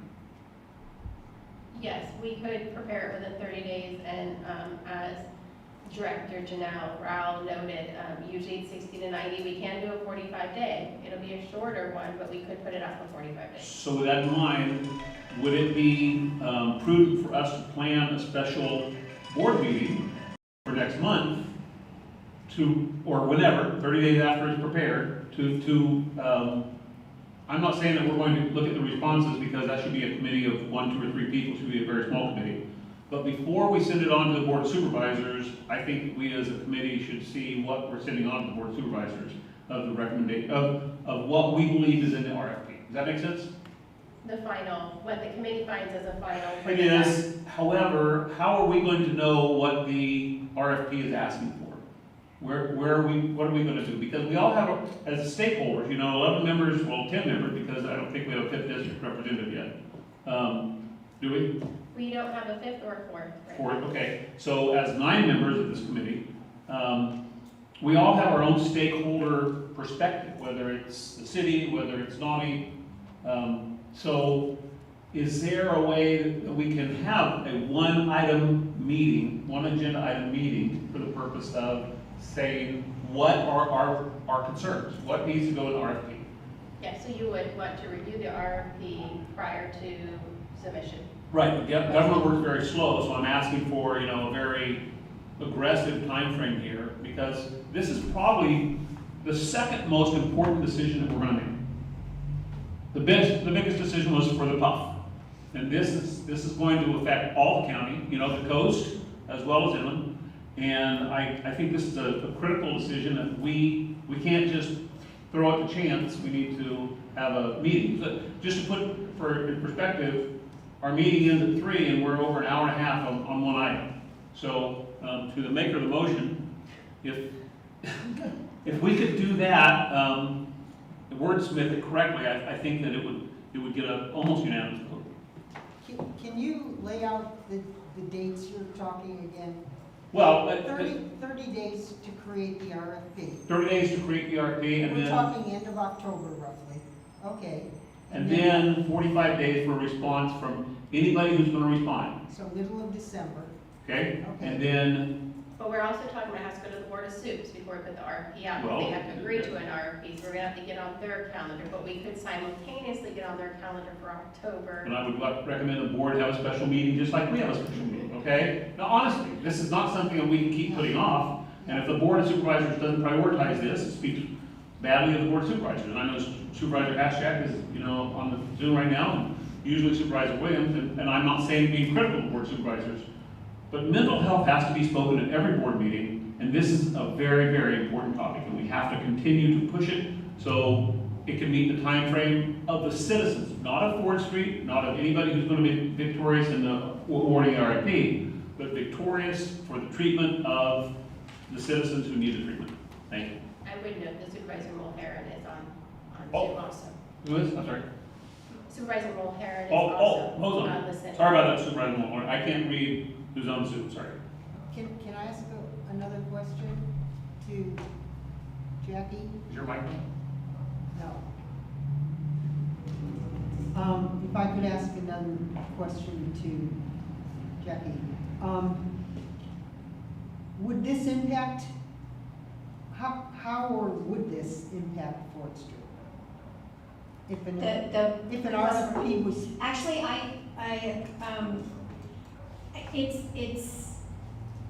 it would take heat off Ford Street. I mean, it would take away the perception that we somehow had an inside track, because believe me, I do not feel like I have an inside track here. And so if that is what we need to do to follow the process, I would support that. The way we've developed our plan is with the understanding that there's a huge uncertainty with building the last two buildings in our plan. And so we're gonna try and accomplish all we can and meet our commitment to the state on the first phase, and we're going to react to the second phase as best we can. So I understand like knitting all these timeframes together is challenging, but I also support that with a request for proposal process. It should make it, the community should understand that there's equity. thank you.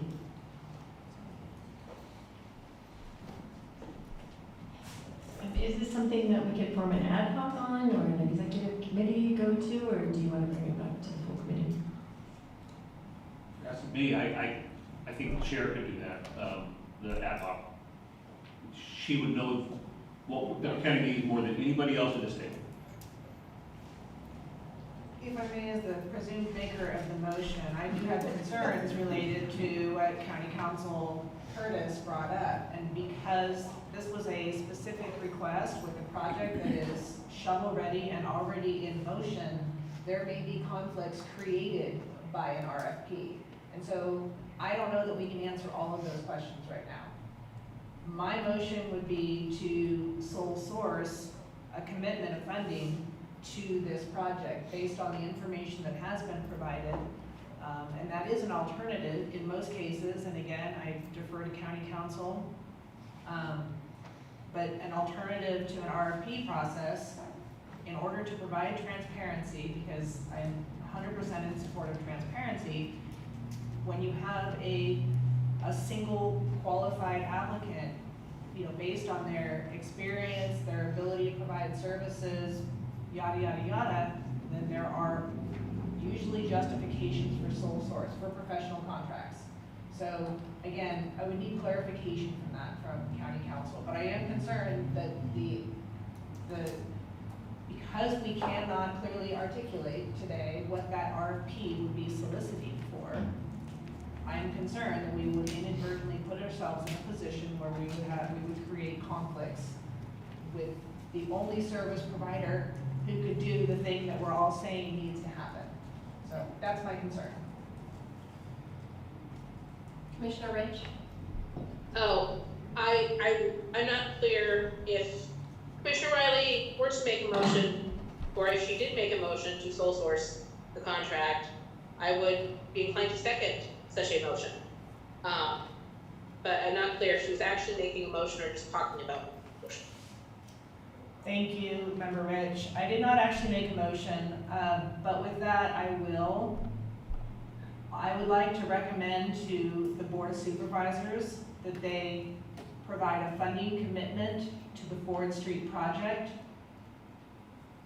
that comes from Measure B, from a recommendation for City of Ukiah opioid settlement funds, and for a contribution of county opioid settlement funds. And Commissioner Riley, just to clarify, you're not setting a dollar amount, you're saying we want the board to set that dollar amount, correct? I Correct. just want to clarify that. Correct. And do we have a second on that? I will second that. This is Commissioner Roach. Commissioner comments? I think Ms. Getty has it.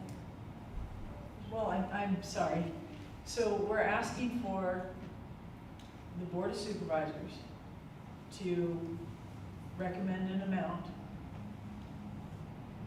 So we don't have an amount we're supporting. Is that correct?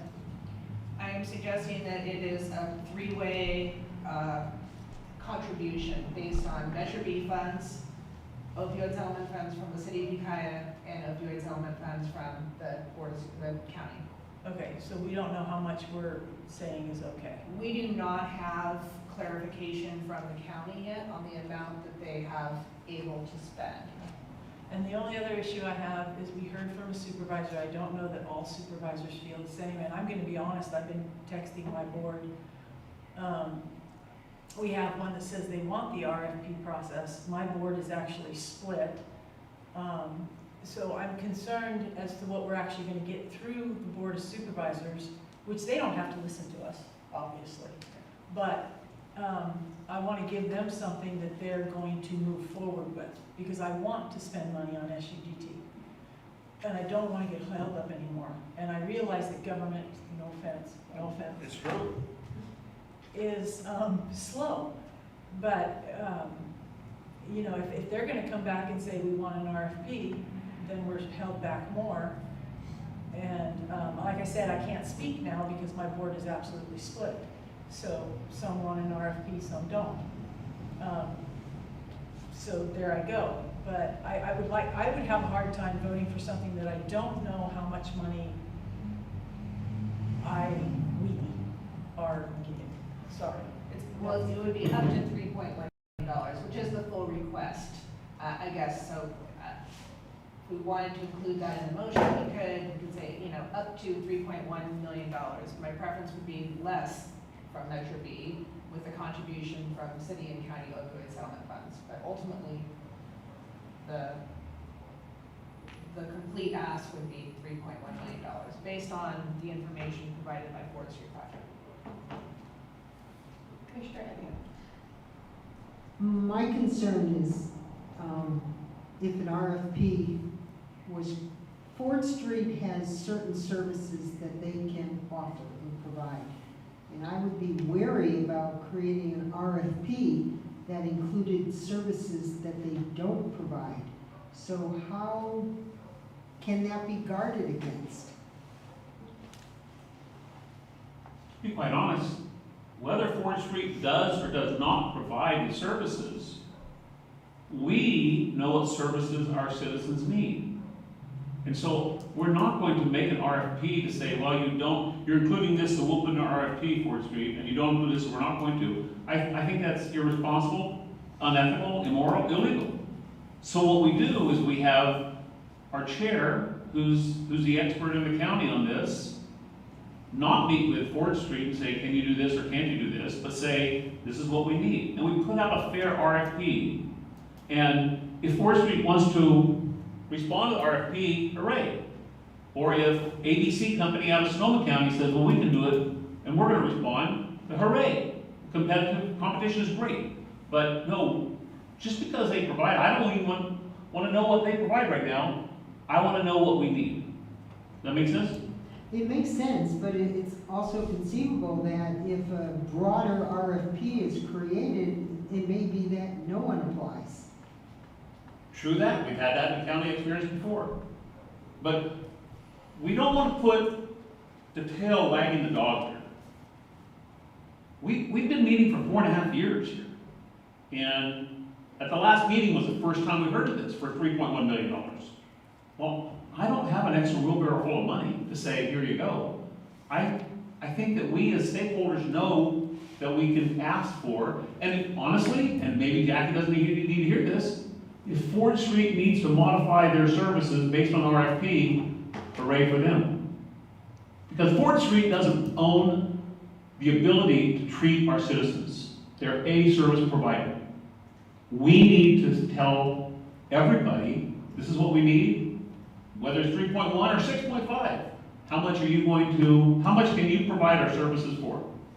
And then we look at the responses and we spend our money wisely. We recommend to the Board of Supervisors we spend our money wisely. I'm not trying to say that I'm any smarter than anybody else here, but I've had the experience as a sheriff of this county of having victories with the Board of Supervisors and some losses with the Board of Supervisors. But all of those come down to what do we need and how can we get the best bang for our buck.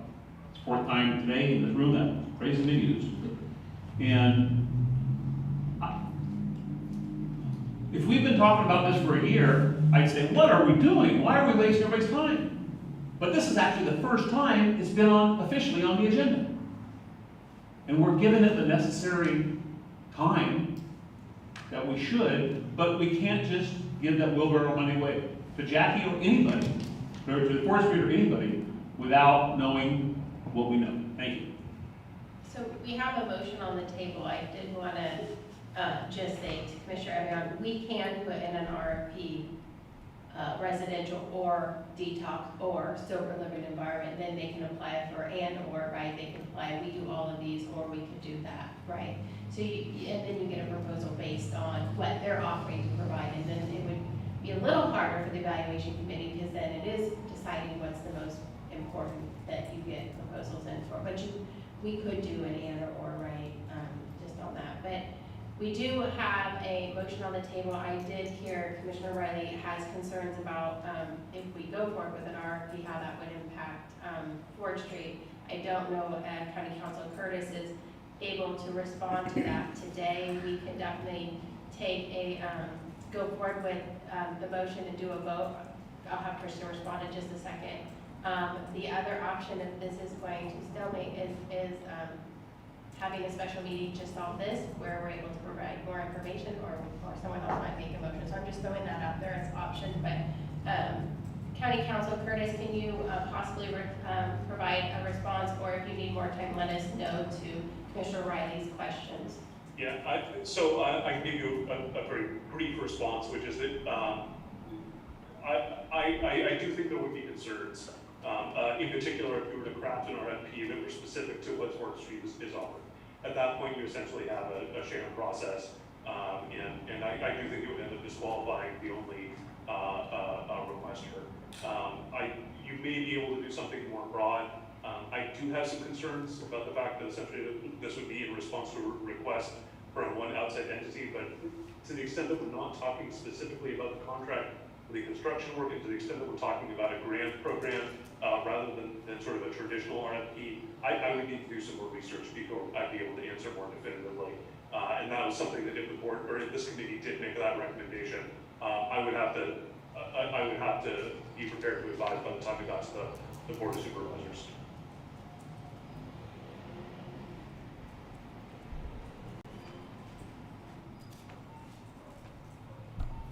So County Council, I have a question. Would anybody who responds to this RFP be able to say, we can do that, but in an alternate way, and this would be, I mean, does it have to be word for word?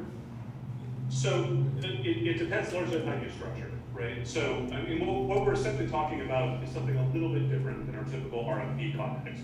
Usually an RFP is the county needs to purchase a service. Who are the vendors that provide that service, and what are the terms in which you're willing to do it? What do you provide, et cetera. What we're talking about is something essentially akin to a grant program, right? We're looking to spend funds to assist something in this particular area, and we want to find the one that's going to do the most good. And I think that if you were limited to, say, a facility with a specific number of beds for a specific type of sober living environment, to essentially have it tailored to one provider, you're probably going to have a problem. If you're able to do one more generally, and I can't say this definitively right now, I would need some time to look at it, but it's possible you might be able to essentially have what is essentially the use of our RFP process for the solicitation of grant proposals, and to give it a broader criteria of, we want to treat substance use disorder, what are the proposals as to how these funds might be used. Does that answer the question? It does, and I hope everybody heard that answer, because getting a response like that would be almost, it's going to certainly open up to more providers, but on the other hand, we're going to have an idea of what's out there, because as much as I build up our chair, she doesn't know everything, nor do I. And we don't know what we don't know. And so I appreciate County Council throwing that out there, because that's a great way to go forward on this. Thank you. All right, any other commissioner comments, questions? Any public comment questions? All right, Commissioner Briley, you made a motion, Commissioner Rich seconded it. Do you want to do a roll call? Or what, where are you at? Would you like a roll call? You're asking me. Yeah. Do you want to do a roll call on your motion? Yes. I'd like to rehear the motion, sorry, I'm always that one. Motion on the table, and please correct me if I'm wrong, is, that the committee recommends to the Board of Supervisors that they provide a funding commitment to the 4th Street project that comes from City of Ukiah opioid settlement funds, county opioid settlement funds, and Measure B, up to $3.1 million, based on the information provided by the 4th Street project. All right, Michelle, you're still seconding that, correct? Yes. Okay. All right, Lily, can you do a roll call? Commissioner Almond? No? Commissioner Ansel? No. Commissioner Barish? No. Commissioner Evian? Yes. Commissioner Muschetti? I'm sorry, I have to abstain, we're split. Commissioner Ridge? Yes. Commissioner Riley? Yes. And Chair Miller? Yes. So we have 4 committee members approving and 3 disapproving, and then 1 abstaining. So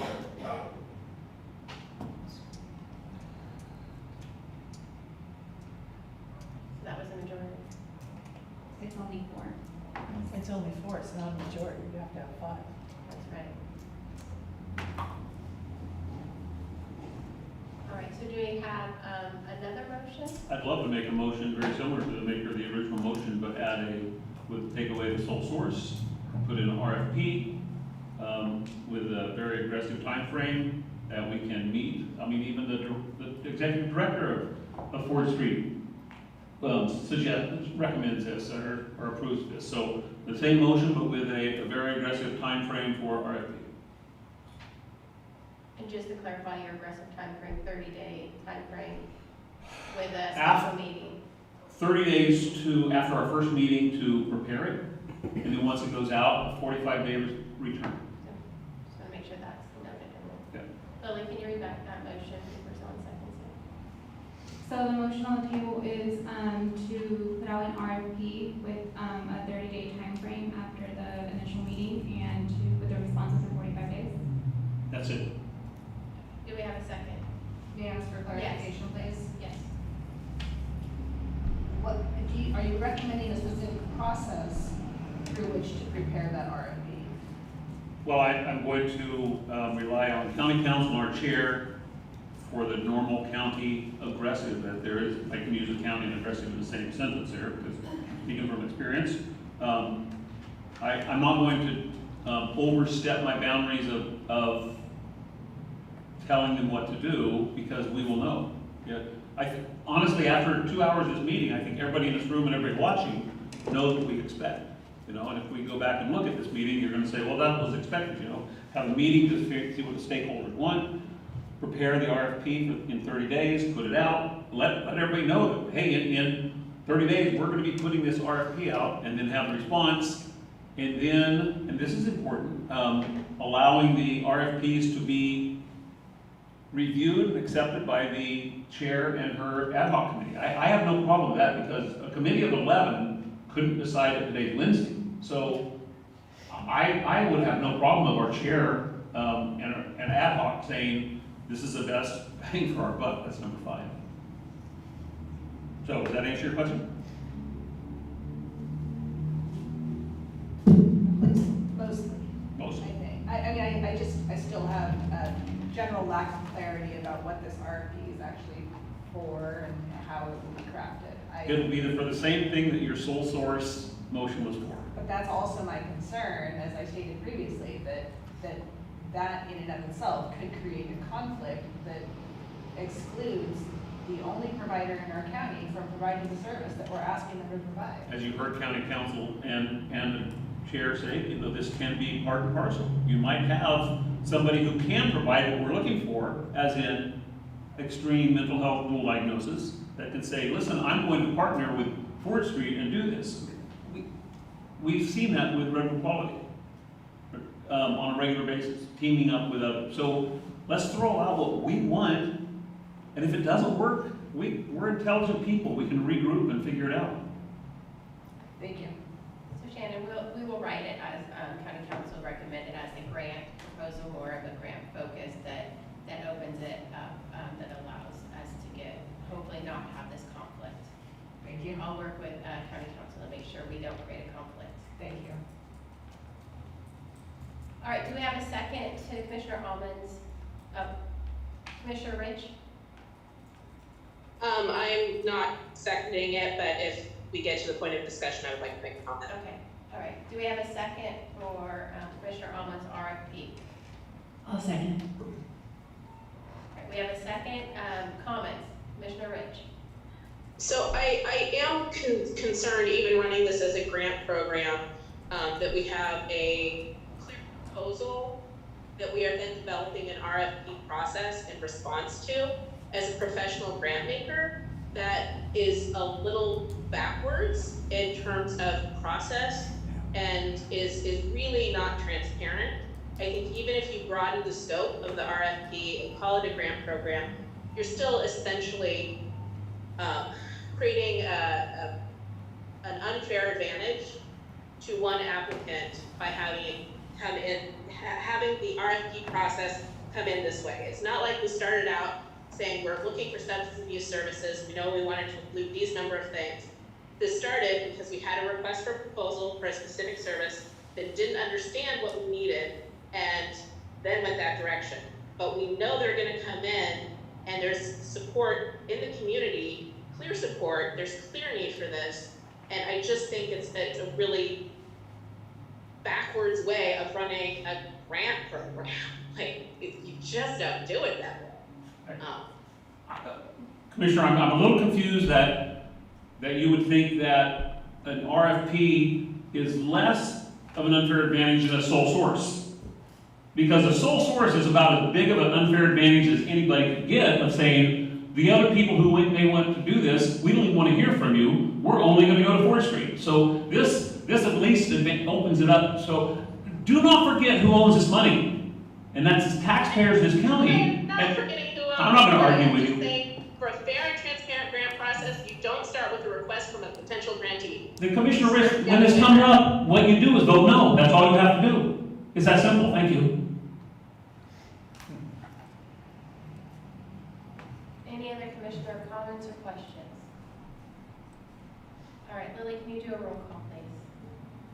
Commissioner Almond? Aye. Commissioner Ansel? Yes. Commissioner Barish? Yes. Commissioner Evian? Yes. Commissioner Muschetti? I have to abstain. Commissioner Rich? No. Commissioner Riley? I heard,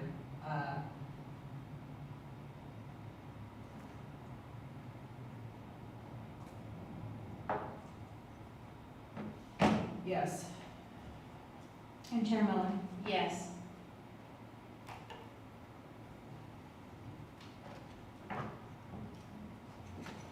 All right, that's 5 yeses, so that passes. I wanted to do a time check with everybody. We have several items still on our agenda. I wanted to check in with the committee. We can go continue on. I know that Commissioner Almond needs to leave. We can go ahead and continue, or we could look to reschedule some of the items for a special meeting if we wanted to do that. So I'd like to hear what you guys would like to do. Are any of the other items time sensitive? The three items The that only I thing would be the submitted. minutes. They have to be. Yeah, we have to do the minutes. But Commissioner Evian, can yours hold for a Yes. special meeting, we could schedule a Yes. special meeting? Yes. Okay, so that's 3 of the items. But 3G, We do have the auditors here, so we do need to take that item, but I think we could get through that. If we could do minutes, and being that we have the auditors here, we also have facilities here, but I think, Director Rao, would you guys mind coming back to a, special meeting to present on your item? Not at all. Okay. You just tell us when and we'll be there. Thank you. Okay, so we could definitely reschedule that one. All right, so why don't we go ahead and do those 2 items, and then we have a motion and a second to go ahead and do a special meeting for the remaining items. Do we have a motion? I move we have a special meeting for the remaining items. Thank you. Do we have a second? I'll second. All right, we have a second. Commissioner Rich, did you have a question? I just forgot to lower my hand, sorry. Okay, that's okay. All right. I have a question. Yes. Can we set the date for that special meeting? If everyone can do that today, we could. Let's do the roll call real quick. Commissioner Ansel, Yes. Commissioner Barish, Yes. Commissioner Evian, Yes? Commissioner Muscati, Yes. Commissioner Rich, Abstain. Commissioner Riley, Yes. and Chair Miller. Yes. All right, so, why don't we'll set the, special meeting at the end, if we can get through, because we do have the auditors sitting waiting for us. So we could, let's take 3B real quick, approval of the minutes for the January 22nd, 2022 regular meeting and the August 18th, 2022 special meeting.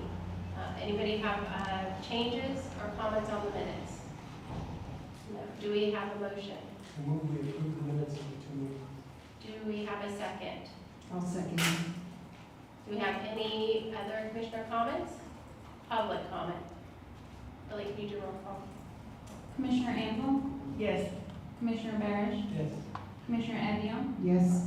Commissioner Muscati, Yes. Commissioner Rich, Yes.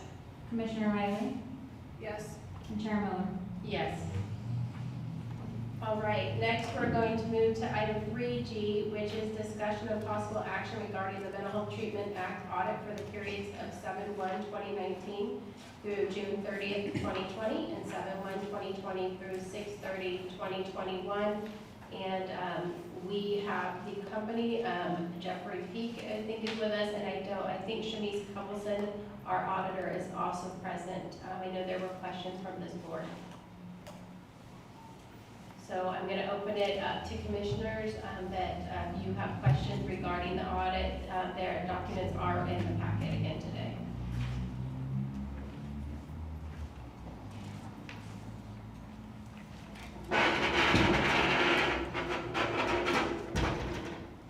Is this the same report that we saw last time?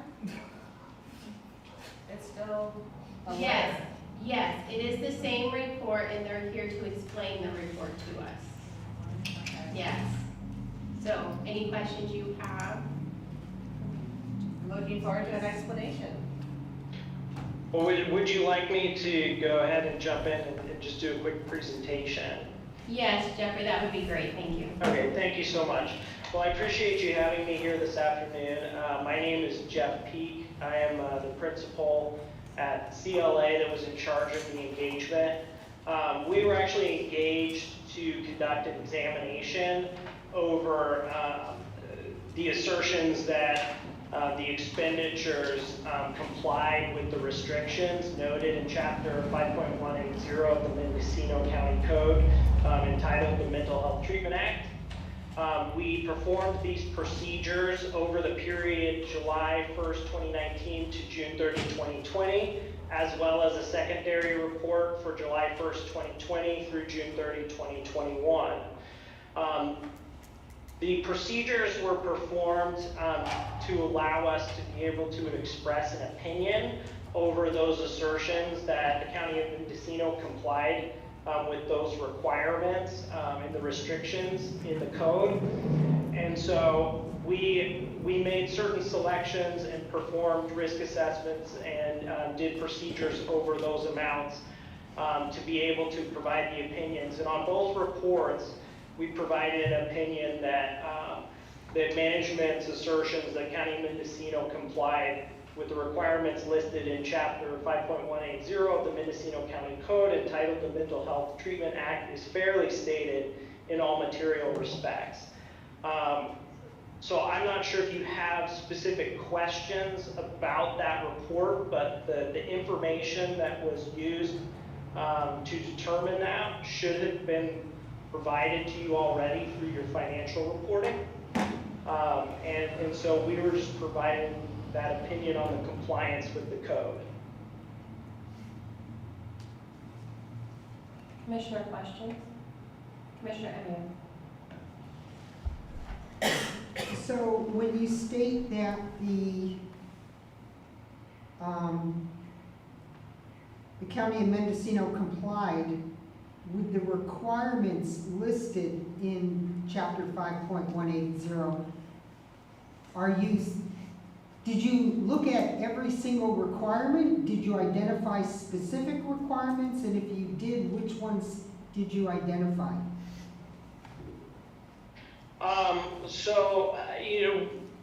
What we did was we looked at the requirements and then we designed our audit procedures to test that.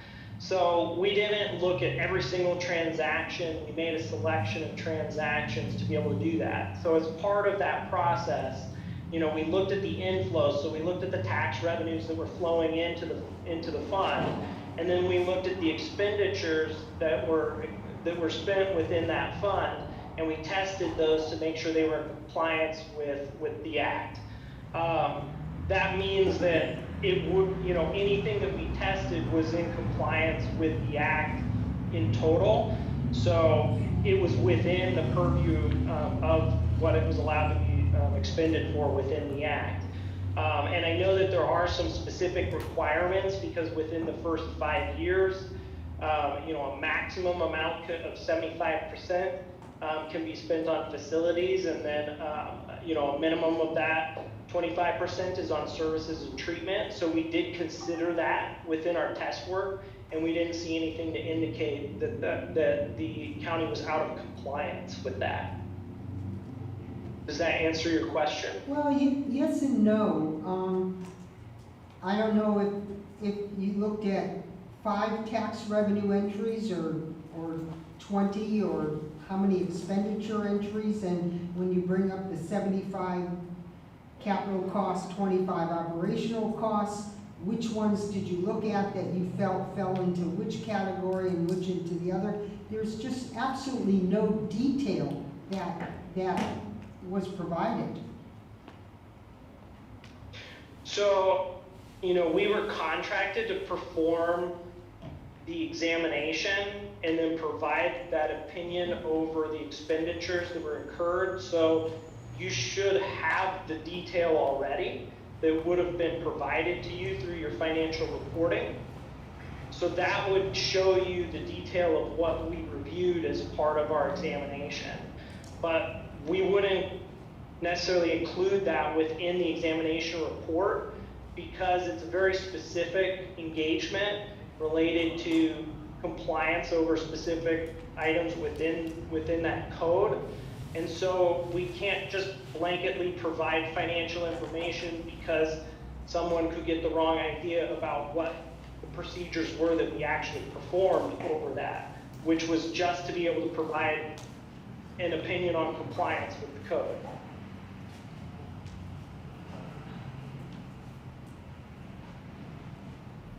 Chair Miller, I have a question. Yes, Commissioner Rich. So in the measure, it states that there will be an independent annual audit. So what I'm understanding is that you performed a check for compliance with the measure. How is that different from an independent annual audit? So an examination is audit procedures, but it is not like an audit of a financial statement where we're presenting, the balance sheet, the income statement, and then all the footnotes and all of that are related to this. Because that's quite a bit more in depth than what's needed for this particular engagement, because it's my understanding that the audit is to ensure that the funds that are collected through the tax is to be expended in a particular way in accordance with the code. And so the particular examination that we performed is an audit over those expenditures to make sure that they were in compliance with the code. And that is the audit that was conducted. Okay, I guess Chair Miller, when we asked for an independent annual audit, were we expecting it to be just a analysis of compliance? Commissioner Rich, I can't speak to that. It was Auditor Controller, retired Auditor Controller Lloyd Weir, who was the lead on that and reviewed the contract. And my staff did submit the contract, but he reviewed it and directed who we worked with and what that would look like. So our auditor directed the other auditor just to make sure his work was okay rather than performing a separate independent audit? No, Jeff's group did their, I don't want to speak for you, Jeff, because what you call it is different, their evaluation, but it's the same evaluation I believe he does for the county records. But we did a contract with Jeff's company to do this audit evaluation. It is an independent audit, but it's called an examination because it's over specific criteria. Okay. Maybe I'm being overly fussy about this, but the actual language in the measure states an independent annual audit, not an independent annual examination. And I don't know if this is on you, Jeff, but it's a general observation. So, I don't know if this provides clarity or not, but I think that there's a common misconception with just sort of generally using the word audit, because it can be kind of, thought through in several different ways. And so when we talked through what the county wanted us to actually perform in terms of procedures, it was our understanding, and based on reading what was in the code itself, that the audit really is intended to make sure that the county is expending those funds for the purposes they were intended.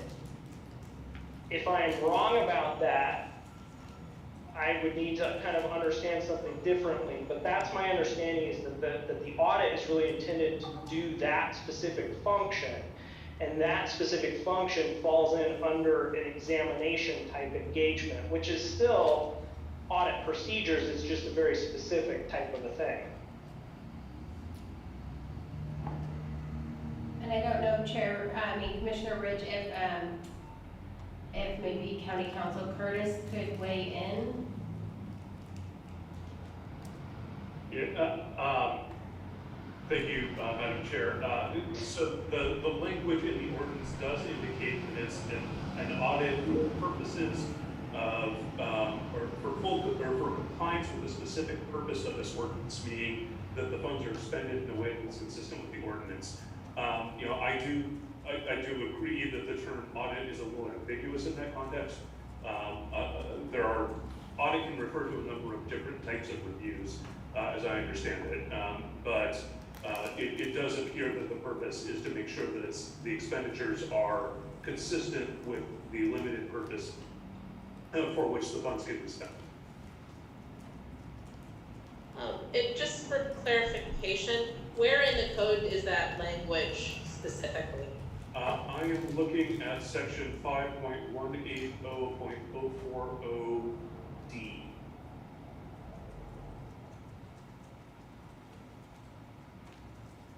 Okay, thank you. And Commissioner Riley has some questions. Thank you for the questions, Member Rich, and I share your confusion over this document. I guess what I'd like to understand from county staff, it sounds like Mr. Weir commissioned this report, but does current county staff address whether this meets the expectations of what was solicited? And is county staff satisfied with this, whatever we're calling it, document? Thank you. And is that your question to the current auditor? I think that's where it's directed. It was the auditor's office that solicited this report. So yes, the question is for the current auditor. Thank you. Good afternoon, Shanice Comisaler, Treasurer Tax Collector. It's my understanding that it is pretty specific, and unfortunately, I think perhaps the committee may have had a different interpretation of maybe or expectation as to what the words meant. I was not involved with the development of the contract, and I actually thought maybe it was staff that had actually, and I'm not sure at the time with HHSA, or I don't know that it was behavioral health, that actually arranged for that contract to be put through routing. But I believe that it does what the ordinance or county code requires. And if the committee wanted to request something different in the future, they need to make that decision and bring that forward as a requirement. But I do believe that it fulfills the requirement of the code, so to speak. It may unfortunately not fulfill what the committee may have hoped for, and obviously, you know, there's only 2 years that were conducted, and you know, the committee could make the decision to perhaps change the scope of the next audit, but it would probably cost considerably more. So I'm not sure, you know, if there's a desire, it should be determined if it's, you know, to evaluate the financial presentation of the information that's being reported to the committee, or if it's just to ensure that it is meeting the intent of the ordinance or the code.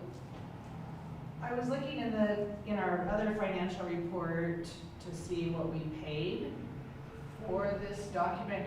I couldn't find it readily. Does anyone know what we paid for this document? $4,000. I believe it was right at 4,000. Okay. And I will defer to other board members and their financial expertise, but I think Shanice hit the nail on the head. This definitely did not meet my expectations of an independent audit, and I also don't recall us stating that we didn't need audits for the other years. Why is this only for 1 year? This was for 2 years. So far, we have 2019-20 and 2020-21. We are also contracted to do the same for 21-22. And the prior years? I don't believe there were prior years. April of 18 is when the taxes started getting collected. Okay, so it started in 2018, and this covers 19. Okay. There are a few, I'm sorry, Madam Chair, this is Shanice Covison. There are a few transactions in 17-18. There's not a lot of activity in that year.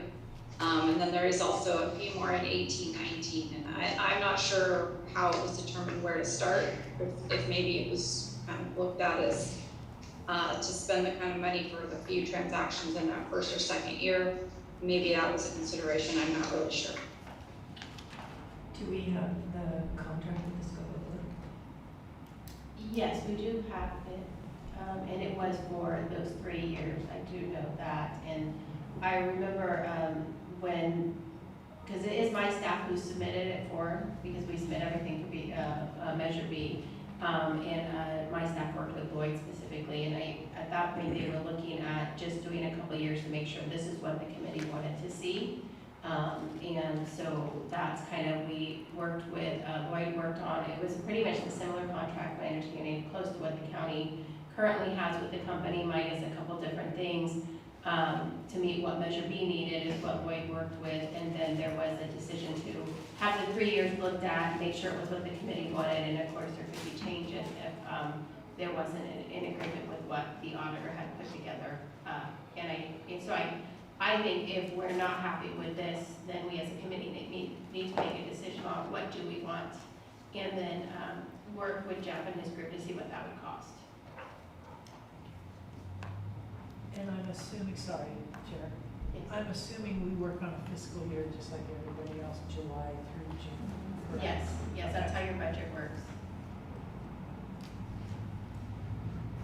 So there really weren't any expenses Shannon, or excuse me, Commissioner Riley, other than the election expenses, I believe, from April to June of 2018.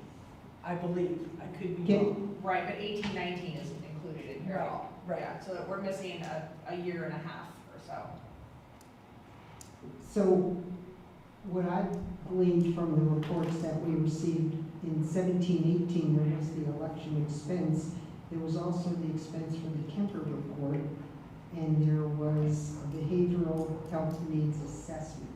That was it. Those four, well, Kemper was paid over two times. Yeah, it is. Those four things. And the following year, other than some consulting, the only other one, which I've always wondered about, was an expense to reimburse executive office. That's how it was described.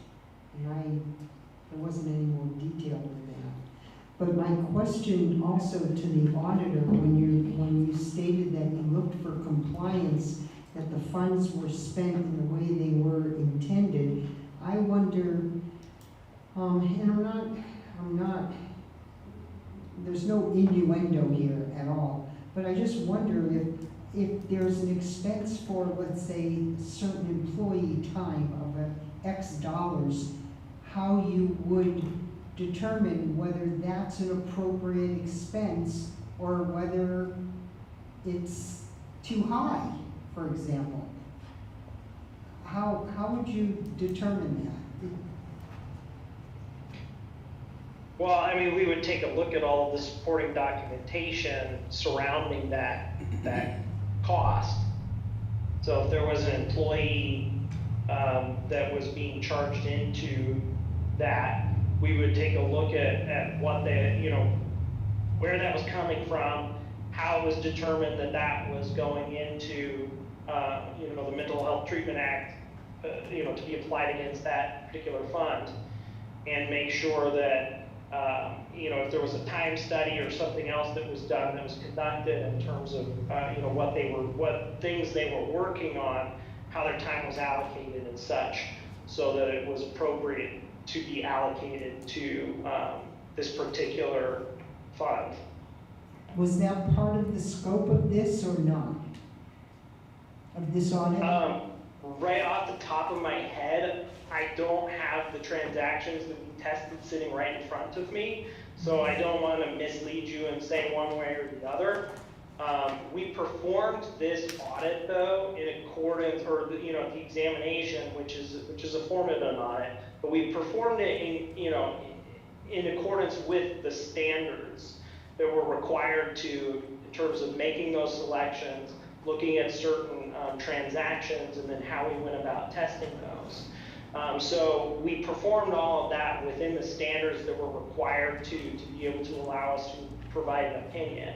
So if we were looking at payroll specifically, we would have done that, what I described. If we were looking at other expenditures, we would have looked at the supporting documentation, specifically for those expenditures, to make sure that for those particular expenditures, it was allowable under the Mental Health Treatment Act. So we would have looked at that supporting documentation and tied it in for the things that we selected. And then based upon those items that we selected through the audit, we determined that the things that we selected were all allowable under the Treatment Act, and so therefore we were able to provide our opinion based upon that test work that we did. But it's a reasonable assurance. It's not absolute, and there never is an absolute assurance within an audit procedure anyway. Commissioner Riley. I'm not prepared to get into the weeds on this item today, and I don't want to speak for anyone else, but I will say that this is not the independent audit that I expected. And so I think before we commission future audits, that maybe it would be prudent to establish an ad hoc, and it may only meet one time, but just a meeting of the qualified, interested people here who could provide some clearer direction on what our expectations are for future audits. So I would like to recommend the creation of an ad hoc, and I don't want to nominate anyone in particular, but Chair, would it be appropriate to make a motion that we create an ad hoc to provide direction on future audits? Yeah, I think so. Okay, then I so move. I'll do that. All right, any comments from committee members? Any public comment? All right, Lily, roll call. Commissioner Ansel, Yes. Commissioner Agnew, Yes. Commissioner Moschetti, Yes. Commissioner Rich, Yes. Commissioner Riley, Yes. and Chair Miller. Yes. Mr. Riley, do you, are you interested on who you want on that ad hoc, or is there anyone here who wants to be on that ad hoc? I think there are people far more qualified than myself. I would like to see if there's any interest from other members of the committee. Do we need 2, 3 people? Does it matter? I think it could be. I think it'd be 2 or 3. We've 2 or had 3. 3 generally, but. Yeah, Yes, because we have an 11-person board. so we and can't you have really- an odd vote. Yeah, good point. So is there any interest from members of the committee? And of course, we're missing a couple people now. You can always just name the people who aren't here. Yeah, you make them be on it. Make them be on it. I will if it comes down to it. You're threatened or If something. I'm threatened or Sherry? you threaten my, Okay. you threaten my It's family your or love something. area, so I'm thinking that that's your specialty area. So Sherry? I would really appreciate your expertise sharing. We've gotten far more financial information from you than from this document. And Donna said, I'm if you break my arm, if nobody else is available, and I'm expecting this to just be one meeting. I Seriously. agree. I do think it's one meeting. We have a document to compare it to versus our expectations, and so we can just provide some future direction that would help inform I think, the scope of services on our If it's future. one meeting, I have no problem. If it's gonna drag on, seriously.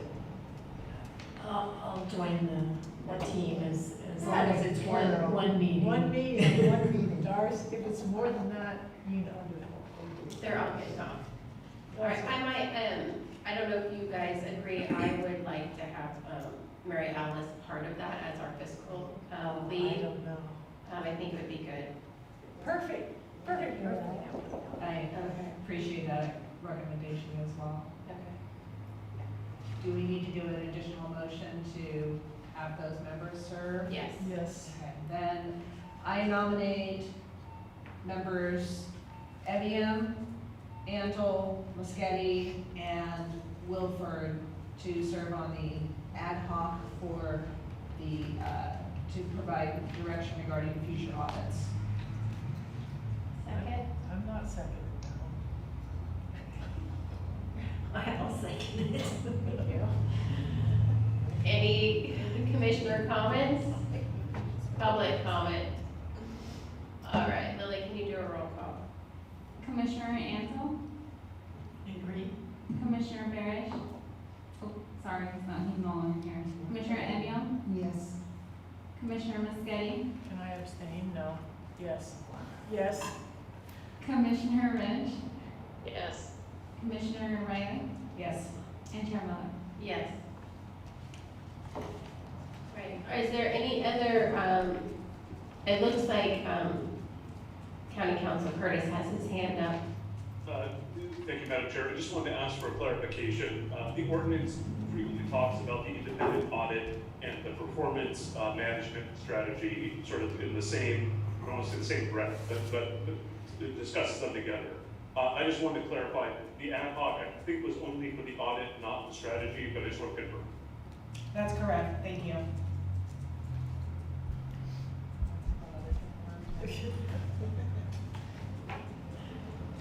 All right, does any other commissioner have questions on this topic? All Thank right. you for being here. All right, hearing none, we'll go ahead and end that topic. Shamice and Jeff, thank you both for being available and waiting till the end. Yes, thank you. All right, so I think those are all the items we're taking up today. We are going to look at scheduling a special meeting, so if we could take just a couple extra minutes before we get out of here for a date that would work for our special meeting. Do we want to, one question, Zoom or in person? And then we need a couple of SMPs. Just straight up, if you're gonna do it, keep it on the fourth Wednesday and do either next month. Of course, November will be Thanksgiving. Next month, I would have to do Zoom. Just Can we saying. do if October it's 26th? okay. I mean, it's up to all of you guys. As long as we have it hybrid, I can pretty much. Yeah, we can make, we have a behavioral health advisory board meeting off-site, but we can make it work. I mean, pick any day as long as it's hybrid. I just don't. Would you be looking at this? I just can't guarantee I can be there. Our behavioral advisory board meeting goes till 12:30. And it's off-site. It's off-site, it's in Willits. So if we wanted to meet in Willits, we're in Willits for the behavioral advisory board meeting in person. It's a hybrid meeting. And we'll be over at 12:30. Willits is great. Oh, yeah, you live there. Really close. Us you Cayennes don't think so much. I would be okay with Willits or I'm Zoom. fine as long as I can Zoom, because I'm not off. Do we want to just do a Zoom meeting then? I will have to Zoom on that day. Okay, so we'll vote on that, but, so are we looking at Zoom meeting on the 26th? Maybe we can start it at 1:30 so that we can Well, prepare. it's just 5 items. 1:30, so that gives them, in case the behavioral advisory board runs over, and that'll give time for Lily and I and Michelle to transition. Does that work for everyone, the 26th? Michelle, does the 26th work for you after BHAP? I can make it work, yeah. Okay. Would 1:30 be ideal, being that for the transition time? Yeah, that's fine. Okay. All right, so we're looking at a Zoom meeting on October 26th at 1:30. Do we have a motion? So we have 7 items, right? We're all clear on that? It's gonna have to be a It's a 2-hour 2-hour meeting, meeting. because there's 7 items that I come up with, if I'm wrong. Well, and if there's a team that's developing an RFP for the project, that could end up on the agenda as well. So, yeah, 2 hours, 1:30 to 3:30. Yeah, I think we should plan, yeah. All right, do we have a motion? I'll make the motion. A second? I'll do it. All right, so any committee comments or questions? Any public comments or questions? Hearing none, Lily, roll call. Commissioner Ansel, Yes. Commissioner Evian, Yes. Commissioner Muschetti, Yes. Commissioner Rich, Yes. Commissioner Raymond, Yes. and Chair Miller. Yes. All right, we are gonna close the meeting out at 3:39.